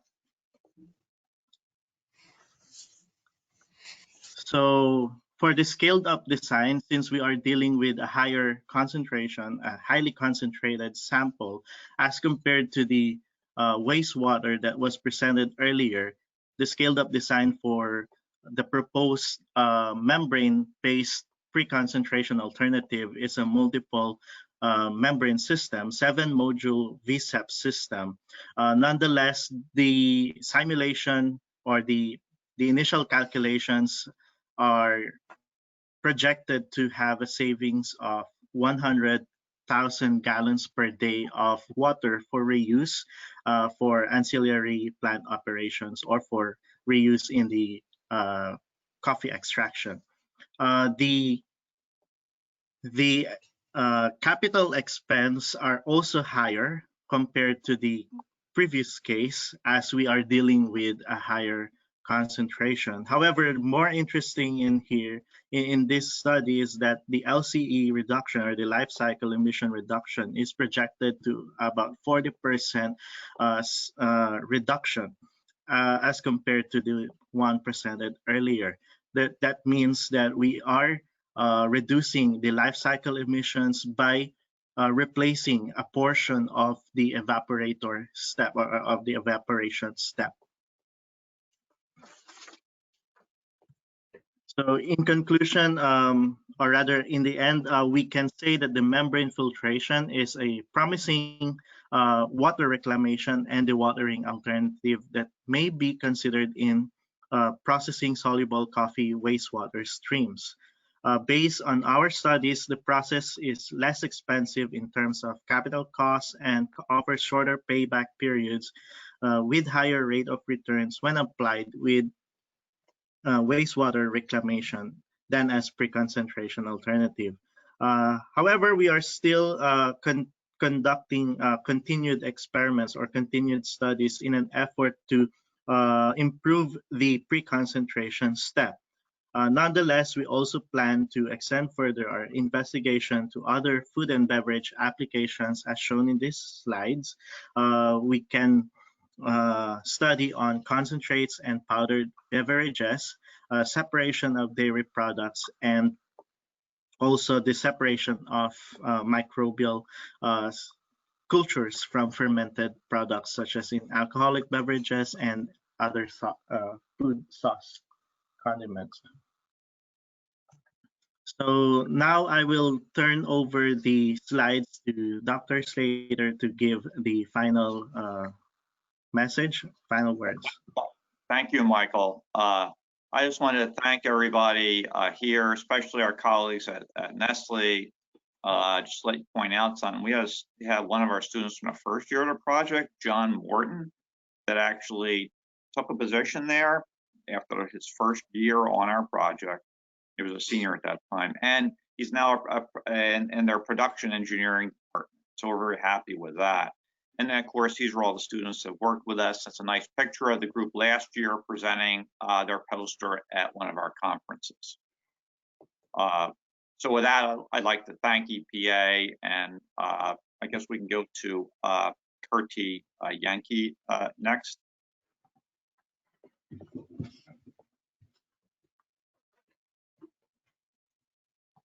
Thank you very much, Stewart and Michael. And yes, our next presenter will be Kurti Yankee, also from Rowan University, and perhaps you can put your slides up. Thank you very much for your work.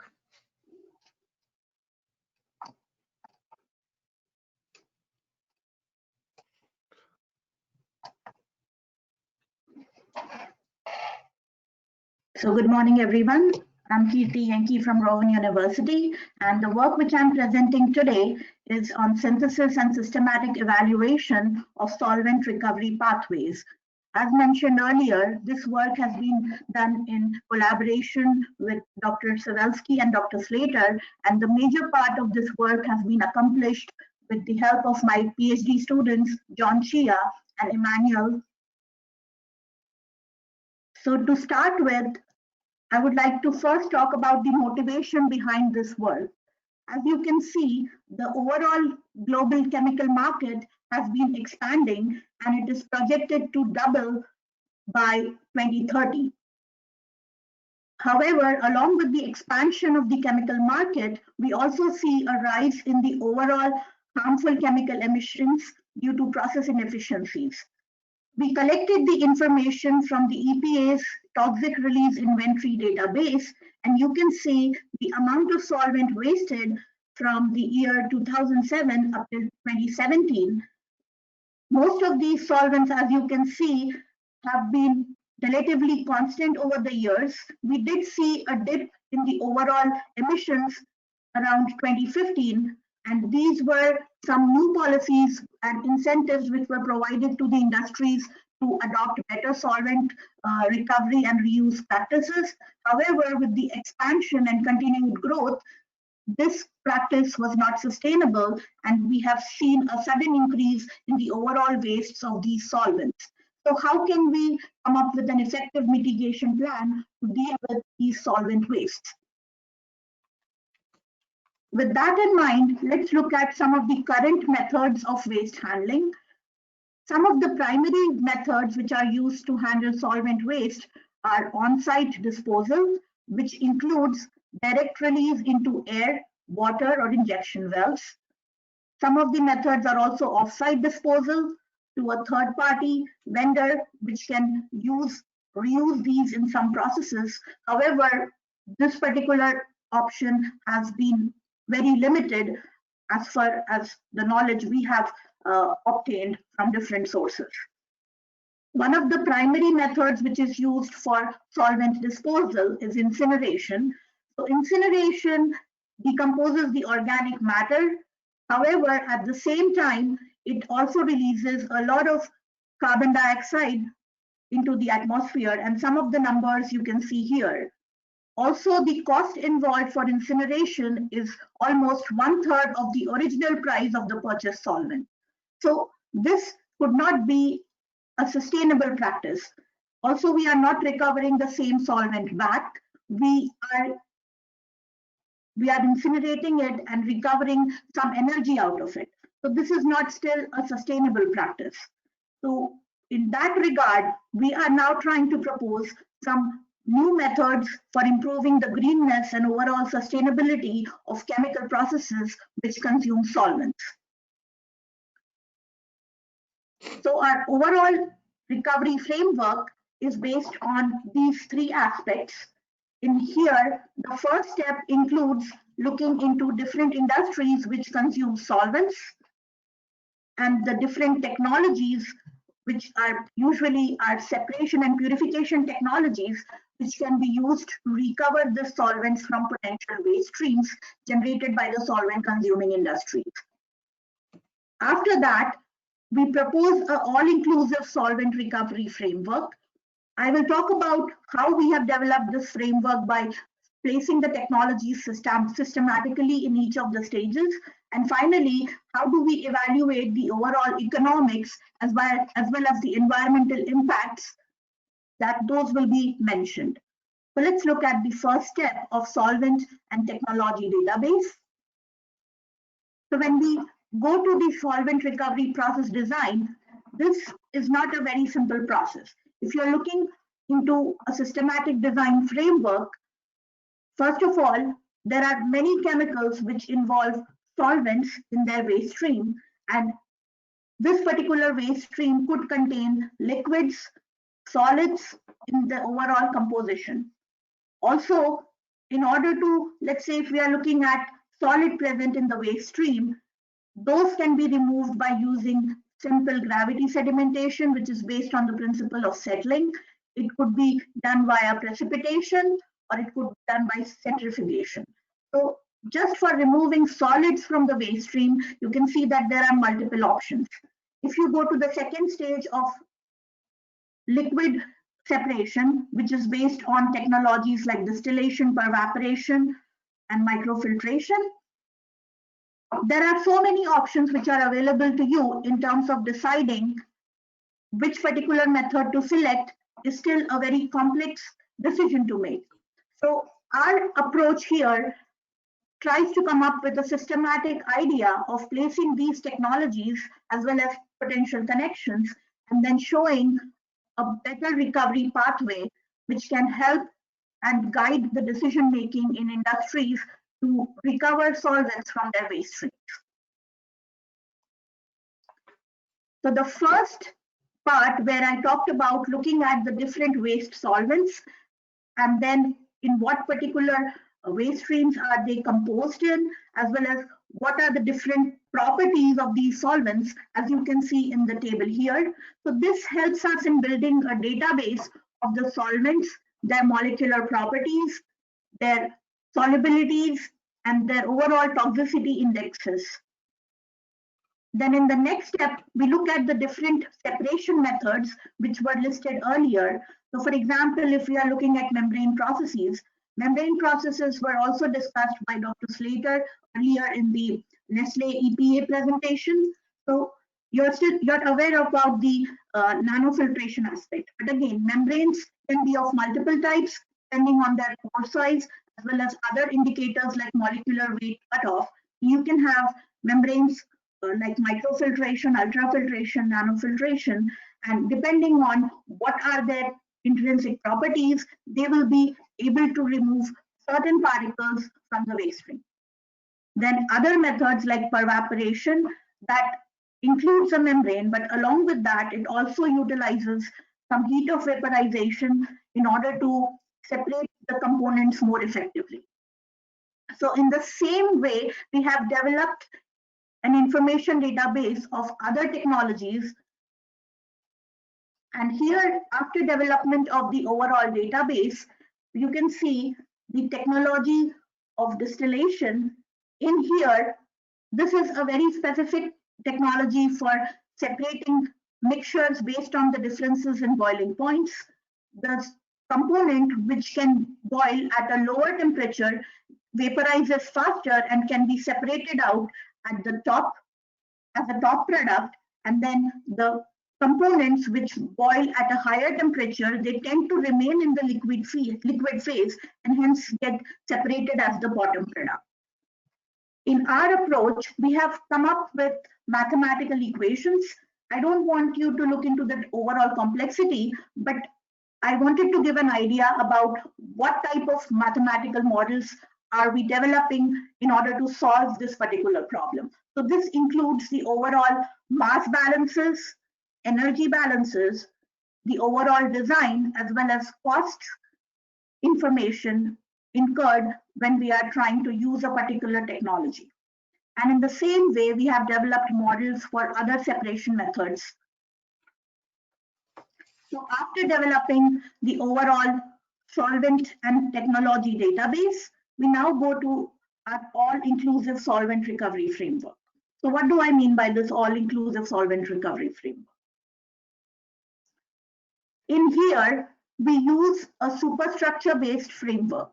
So by superstructure-based framework, what I mean is that in each of the solvent recovery stages, so for example, if you look at the solid recovery or solid removal stage, you can remove the solids using either sedimentation, precipitation, or centrifugation.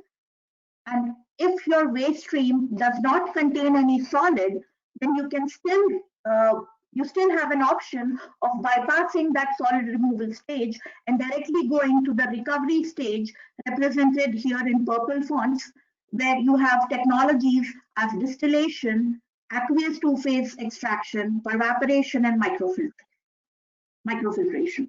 So at this point, I'm not going into the exact details of each of these technologies. However, we have an upcoming paper coming in industrial and engineering chemistry research where you can look into more details.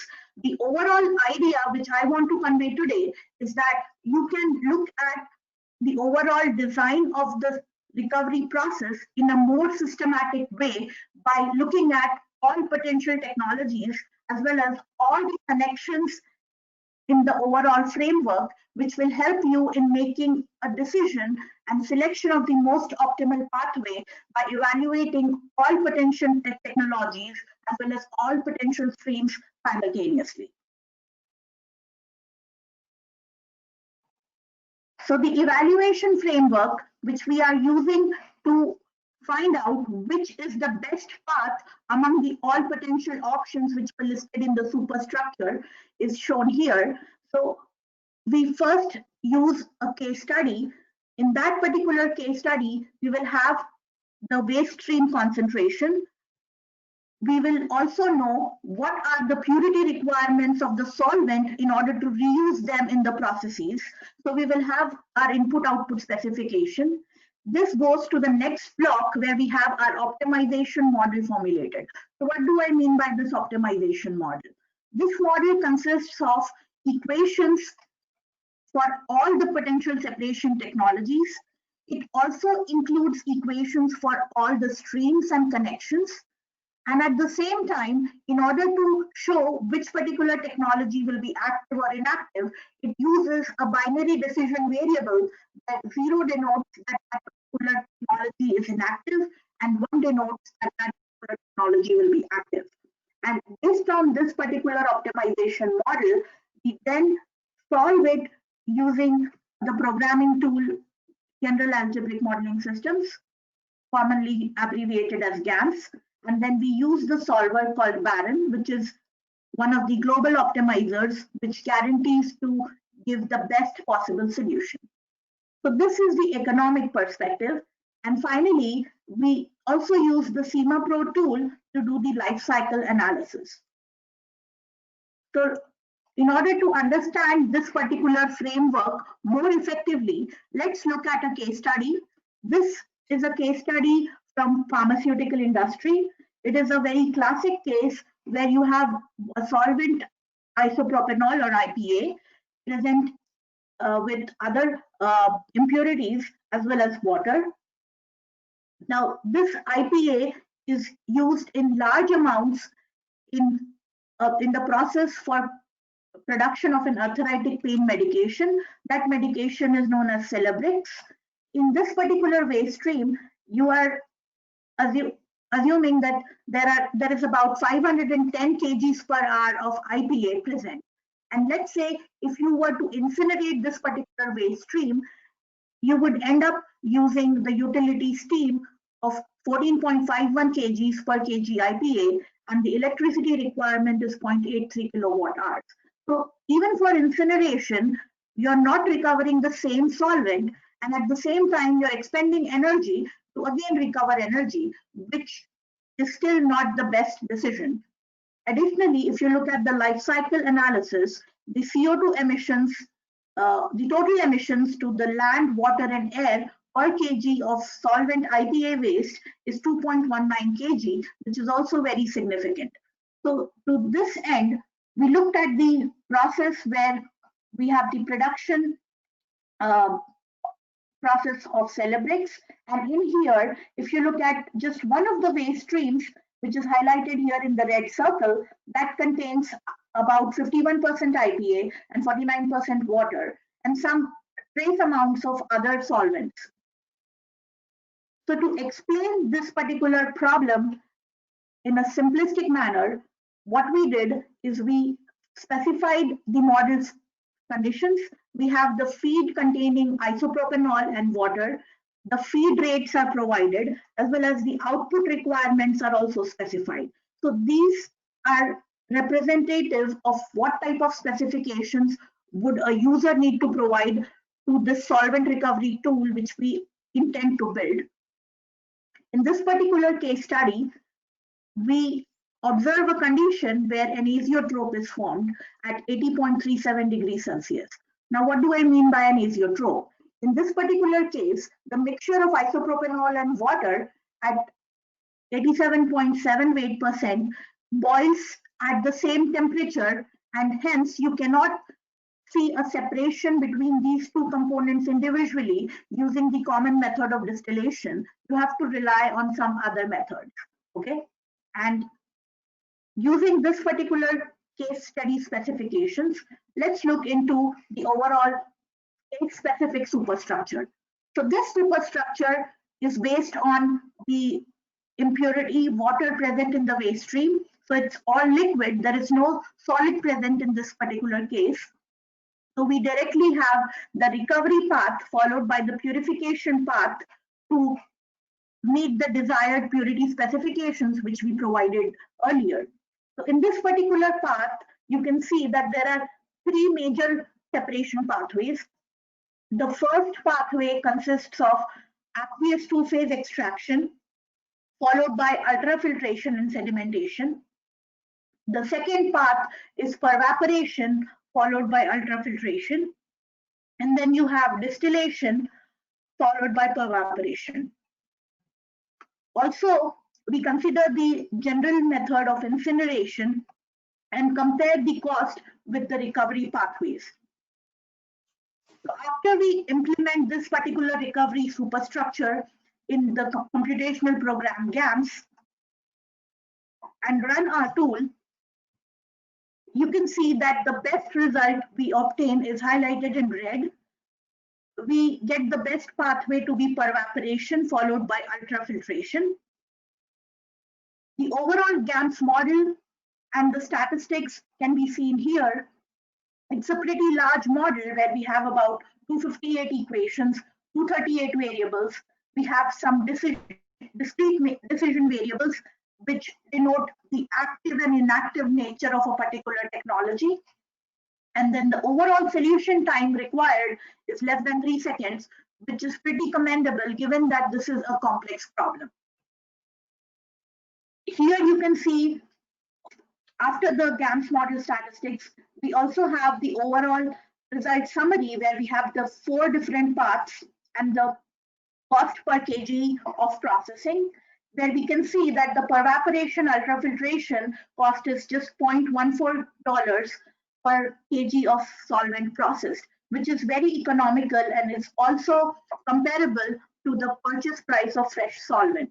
Whereas if you were to incinerate it, the cost would amount to $2.01, which is almost the same to the purchase price of IPA.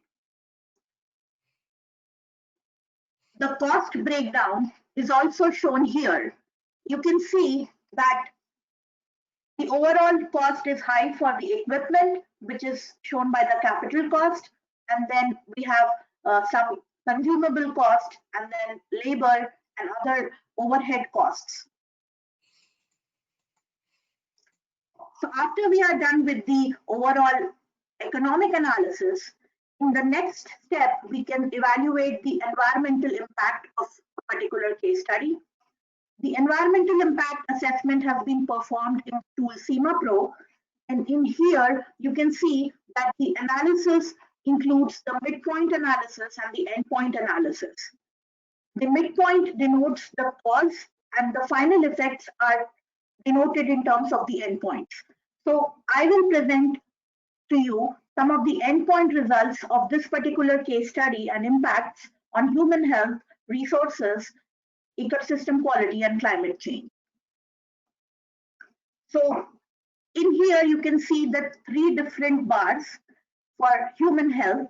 In this particular case, the DALY corresponds to disability adjusted life year. So this particular metric means that how many years will the person suffer from degraded quality of life due to some disability or some particular chronic illness. Okay, so if we were to recover the solvent, we are first of all using that harmful solvent in the same process. We are not disposing it off, as well as we are not incinerating it into the environment. So the overall disability adjusted life year is less than 1 year. If we were to directly dispose it to the environment, the disability adjusted life year becomes about around 5.5 years. And then if we were to incinerate, due to the toxic emissions, you would see that the disability adjusted life years is about 8. Okay. Then the second index which we used for environmental impact assessment is CO2 emissions or CO2 equivalent. And in here again, the highest CO2 emission is observed in incineration. For direct disposal, the CO2 emissions are lower. However, we are still causing a lot of wastage of important resource which could be reused within the system. And in terms of resource wastage, it is pretty clear, and also in terms of our endpoint assessment, we found that the direct disposal had the highest amount of resource wastage, followed by incineration, and then the solvent recovery was the best process. So with that in mind, I would like to summarize the overall approach, where I presented to you a systematic framework for comparing different solvent recovery options and then finding out which is the best path in terms of economics as well as environmental impact assessment.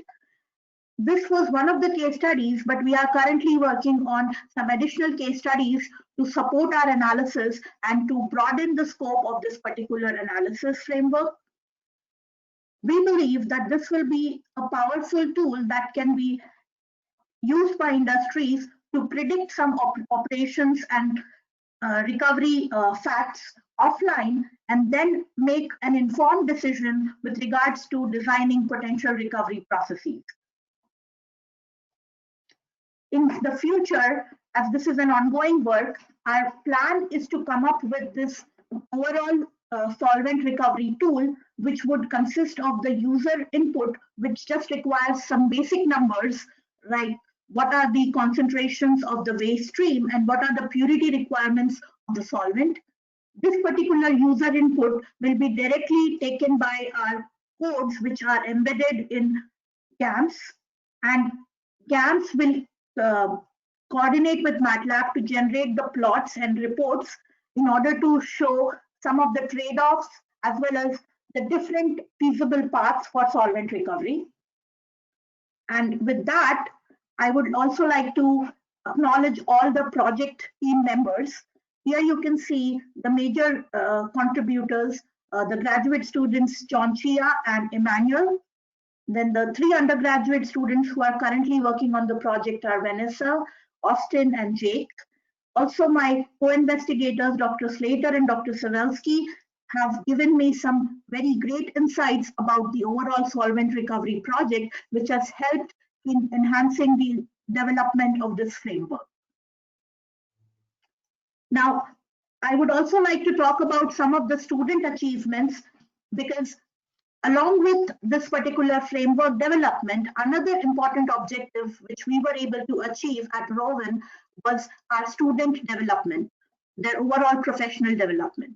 So this work was presented at 2 poster sessions at the 2019 AICHE annual student meeting, and Austin, Lair, and Jake, they ended up earning a 3rd position in the computing and process control poster session.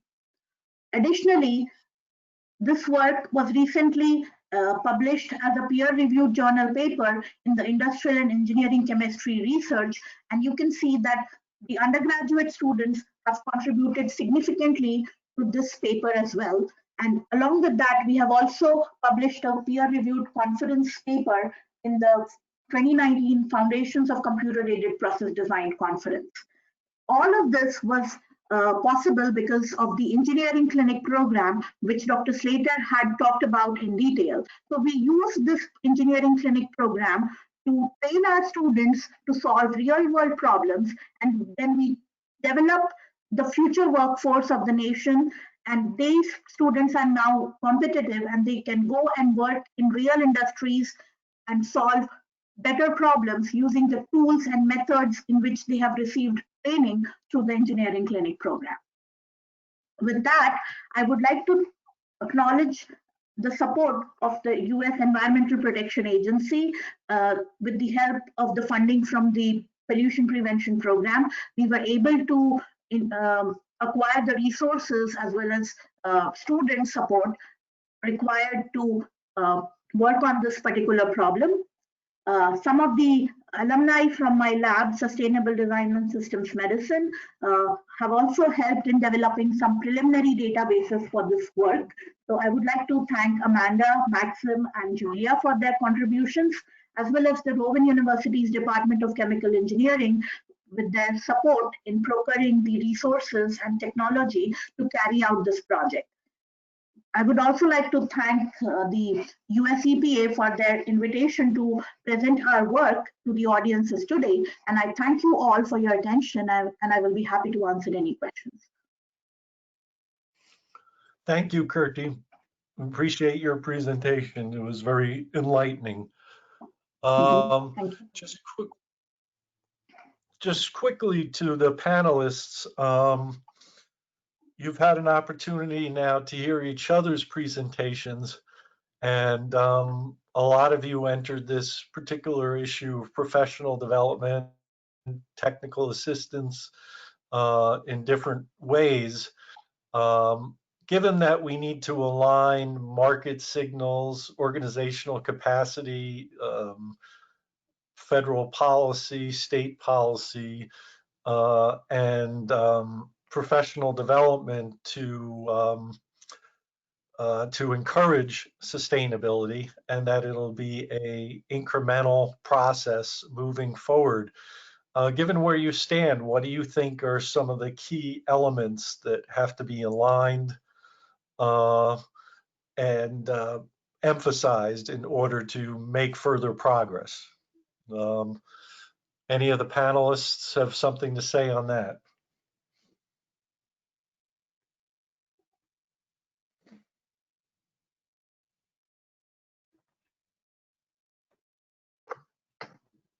Well, it's Stewart Slater here. I always tell people how important it is for the EPA to receive its funding from the federal government so it can pass on that to the states and state universities for us to go out and educate students and engage with industry. So again, that's lifeblood of our activity is that involvement from the federal government.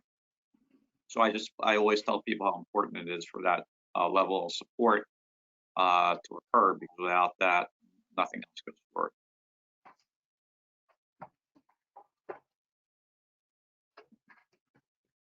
This is Kirti Yenki. I would also support that. And along with this, the events like the webinars, which is organized today, has helped us to connect with other people in the region and what activities they have been doing. So this also helps us in understanding what are the potential avenues of doing professional development, how can we expand our efforts, and how can we connect and work in collaboration with other service providers as well. And Mark, how can we take some of the concepts on the regenerative leadership concept and behavioral competency and how to make that more widely known? Do you have any thoughts on that? Well, I think what I've been inspired by from today's conversation is looking at future programming and actually building it around the idea of regenerative.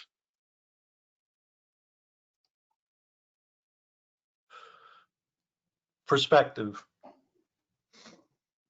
Sorry? Yes, I heard you. You build it up around the concept of a regenerative perspective? Yes.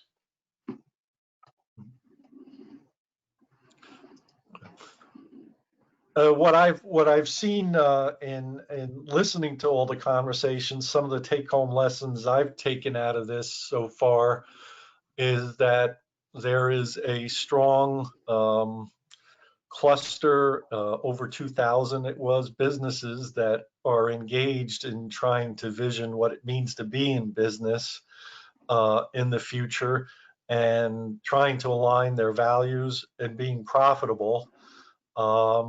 And that work is emerging as we go forward, and important in that is developing networks of people exchanging information is an important component. In all of the projects, collaboration is important, whether it's in the case of the Rowan University work, strong collaboration between industry, faculty, and students, or whether it's in the collaboration that goes on in the network of businesses in New York State, and exchanging information and perspectives based on the practice, meaning both the experience of engaging in a problem and encouraging sustainability, as well as synthesizing both theoretical knowledge and practical knowledge. I also see from the work that Bob, you brought forward a lot of changing business climate, and perhaps the COVID virus will further reshuffle the deck in terms of norms of business practice and expectations of society too. We may not be the same after this is done as we were before.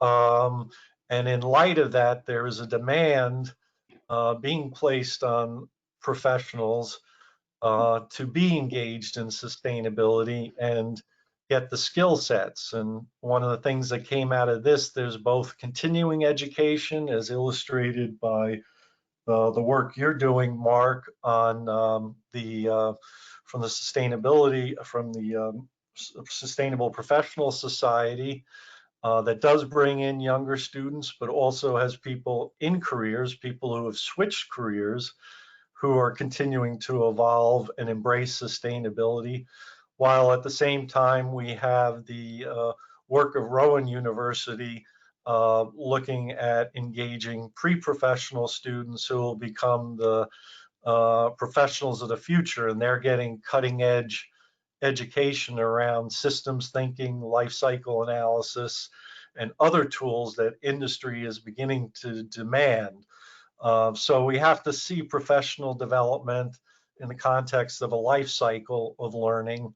It must be continuous, it must be invested in, and it must become a way of life almost in order for us to adapt to the new conditions that are continuously occurring in the environment. So that was some of the take-home lessons I got out of this discussion. I think it's also really the ability to replicate on the case studies from Rowan is very strong. We've taken not necessarily the clinic approach, but we've taken the approach of service learning and adapted that in different conditions with different grantees as well as with different partnerships to solve uniquely different problems like green chemistry in the classroom, bringing together students with teachers. We've taken a similar approach in a Water Champions project where we've linked together,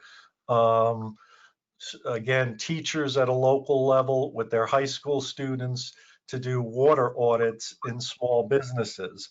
And so this service learning model, the clinic approach, when modified, can be replicated to address other unique problems and is a very democratic process, very indigenous process to the local problem being addressed. So I think that's another thing that I've taken out of this. Kevin, do you want to address any questions we've received? We do have one question for Dr. Slater. Yeah. Sure. So this one's in regard to the waste process. The question is, do you have any recommendations of how to handle the material that is filtered out of the coffee processing wastewater? Is there a way of diverting it from the waste stream? All right, so when you run the process, you're actually producing the permeate, which is the purified, more or less purified water for use. And you're producing a concentrate, which is a retentate. In our case, when we looked at the design, we estimated a design model for 80% recovery of the input waste stream. So you're producing 80% purified water and 20% concentrate.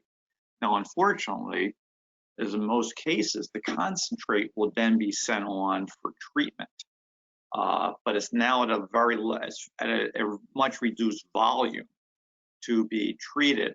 So the filter runs in a continuous fashion. You don't have to keep replacing the filter. Nothing theoretically collects on it. In practicality, you do have to clean it, these sort of things. But you end up with a concentrate, and we actually have to figure that treatment cost within the design model that we have.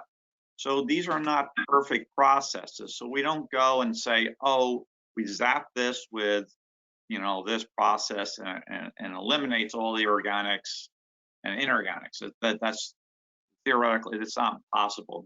Very few processes will do that. Even like a process like, an ozonation, the process is going to be very limited and very expensive. So in our case, there is a concentrate, it's the retentate. If you're dealing with, in Michael's case, which is the really good one to talk about. So in Michael's case, which is their supplemental funding part of the project, he is actually proposing an intercept in the middle of that plant for the production scenario. So in Michael Lorio's suggestion, if you put the membrane system inside the operation, you partially replace the evaporator. You concentrate down that and you produce the retentate, which then becomes the feed for the spray, like let's say a second effect evaporator, a smaller evaporator, and then the freeze dryer or spray dryer. And you use permeate for your plant cooling towers or ancillary operations. So in Michael's case, he came up with, hey, this actually looks pretty good. You could use both streams. And in his case, you're really gaining a larger energy savings, and it's sort of fitting in better. But as you can see, these aren't great processes. The expense for that system was with a payback system of 11 years. So it's sort of like, this is sort of like preliminary work. So, that was what we did with the supplemental funding, which really was nice that we had that funding, because without that, we would have never gone into that direction. So we have to thank EPA and Region 2 for providing that supplemental funding, which the actual work of Michael is based on. So that's the best example when you can reuse both streams. When you can't, with the work that we did with Nestle or DuPont or anyone else, you're ending up having to process the retentate, but it's a very small volume compared to what you have in the Great, thank you.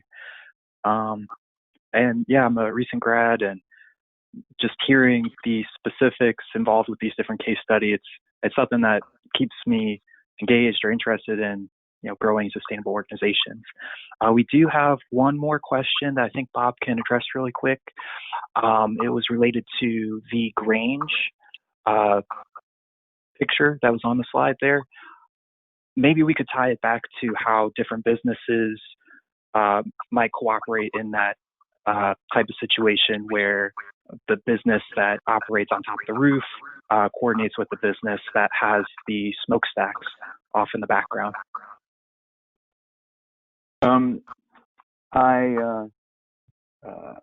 So I saw that question. I posted a short response, and I can expand on it. There are smokestacks actually on the building, and in my response, I pointed out that I don't know what those smokestacks were for. They might be retired because it's converted Navy Yard. That whole area is the Brooklyn Navy Yard, which is and the buildings are converted into an incubator-like office space. It's pretty cool. And also, if those smokestacks aren't, well, they're not smokestacks, if those stacks are just exhaust from, well, I don't know what those are. I did say in my response that Brooklyn Grange would absolutely think about such things for their own farm, and I don't know if there are any studies on the impacts of taking the question further, which I think is the core intent. Do we know the impacts of city pollution, of smog on the quality of urban agriculture? And that's a pretty complex question, and I sent an email already to the Brooklyn Grange folks to ask about that. And these are sorts of things that we have to weigh against other aspects. For example, the quality of the produce we eat is the nutritional value is higher if it's fresher, because that degrades over time. We see it degrade right in our refrigerator, and if it has been traveling across the country in a refrigerated truck, it's already started to degrade. So those things we have to balance out, and there's a movement because of that to sourcing local food. Brooklyn Grange works with, I think we're going to see more and more, especially with New York City has passed legislation to require new buildings to have some degree of renewable energy or green roofing, like on their top of their buildings. We're going to see more and more movement towards urban agriculture as it's in our lifetime, for a variety of reasons. I don't, let's see, as far as, I don't know if that answered your question, Kevin. Did that answer your question? Yeah, I guess I misunderstood the picture. I thought they were two separate entities, but yeah, if they're one and the same, I guess they are working together already. Right. And I think there are ways in which there's just a growing awareness. So we're starting to, we've seen in New York State, the Climate Leadership and Community Protection Act includes an aspect of a polluter penalty. So not just basically addressing the fact that a lot of our industries externalize the costs of the environmental damage. They're not required to actually be the ones to clean up the environment that they're polluting. And so there are shifts, legislative shifts, and sort of popular opinion shifts to who's responsible. Is it going to be taxpayer money that goes to clean up the Superfund sites, or are the industries themselves responsible for sustaining the environment? that they're in. So these are shifts that we're all part of, and what we represent, all of us represent, is that effort to stay ahead of that curve. And I was glad to hear regenerative used because where we are right now, we need to go beyond sustaining our environment because we want it to be better than it is today. And so I guess to tie it back to the overarching theme in terms of NYSBC's role in this, and what I'd like to see people sort of encourage is just, I'd like to underscore that we cannot simply, like Walter mentioned, that we'll continue to see growing demand for professional development in the sort of sustainable business arena. And I think that's absolutely true. I just want to highlight that we can't simply respond to that increase in demand. That would be doing ourselves a great disservice. It's like expecting the free market to solve our global climate problem.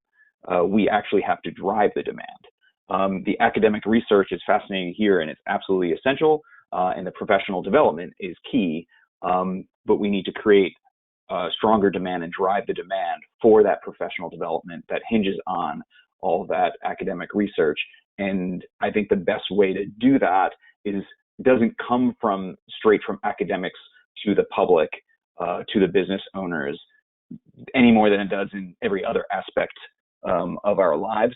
People's shopping tendencies, for example, are influenced greatly by what their friends and family are doing and learning from each other. And when they see people that they can relate to model sustainable behavior, then it feels more accessible to them. The same exact thing is true of business leaders, and a lot of business leaders are looking for those models. So when we are funding or promoting or facilitating shifts through the professional development, I would like to encourage everyone to think about empowering those people to be spokespeople for the work that their business and that they themselves are doing, to work to shift the culture within the business. If it's a larger business and they see that potential, they can lead that change from within.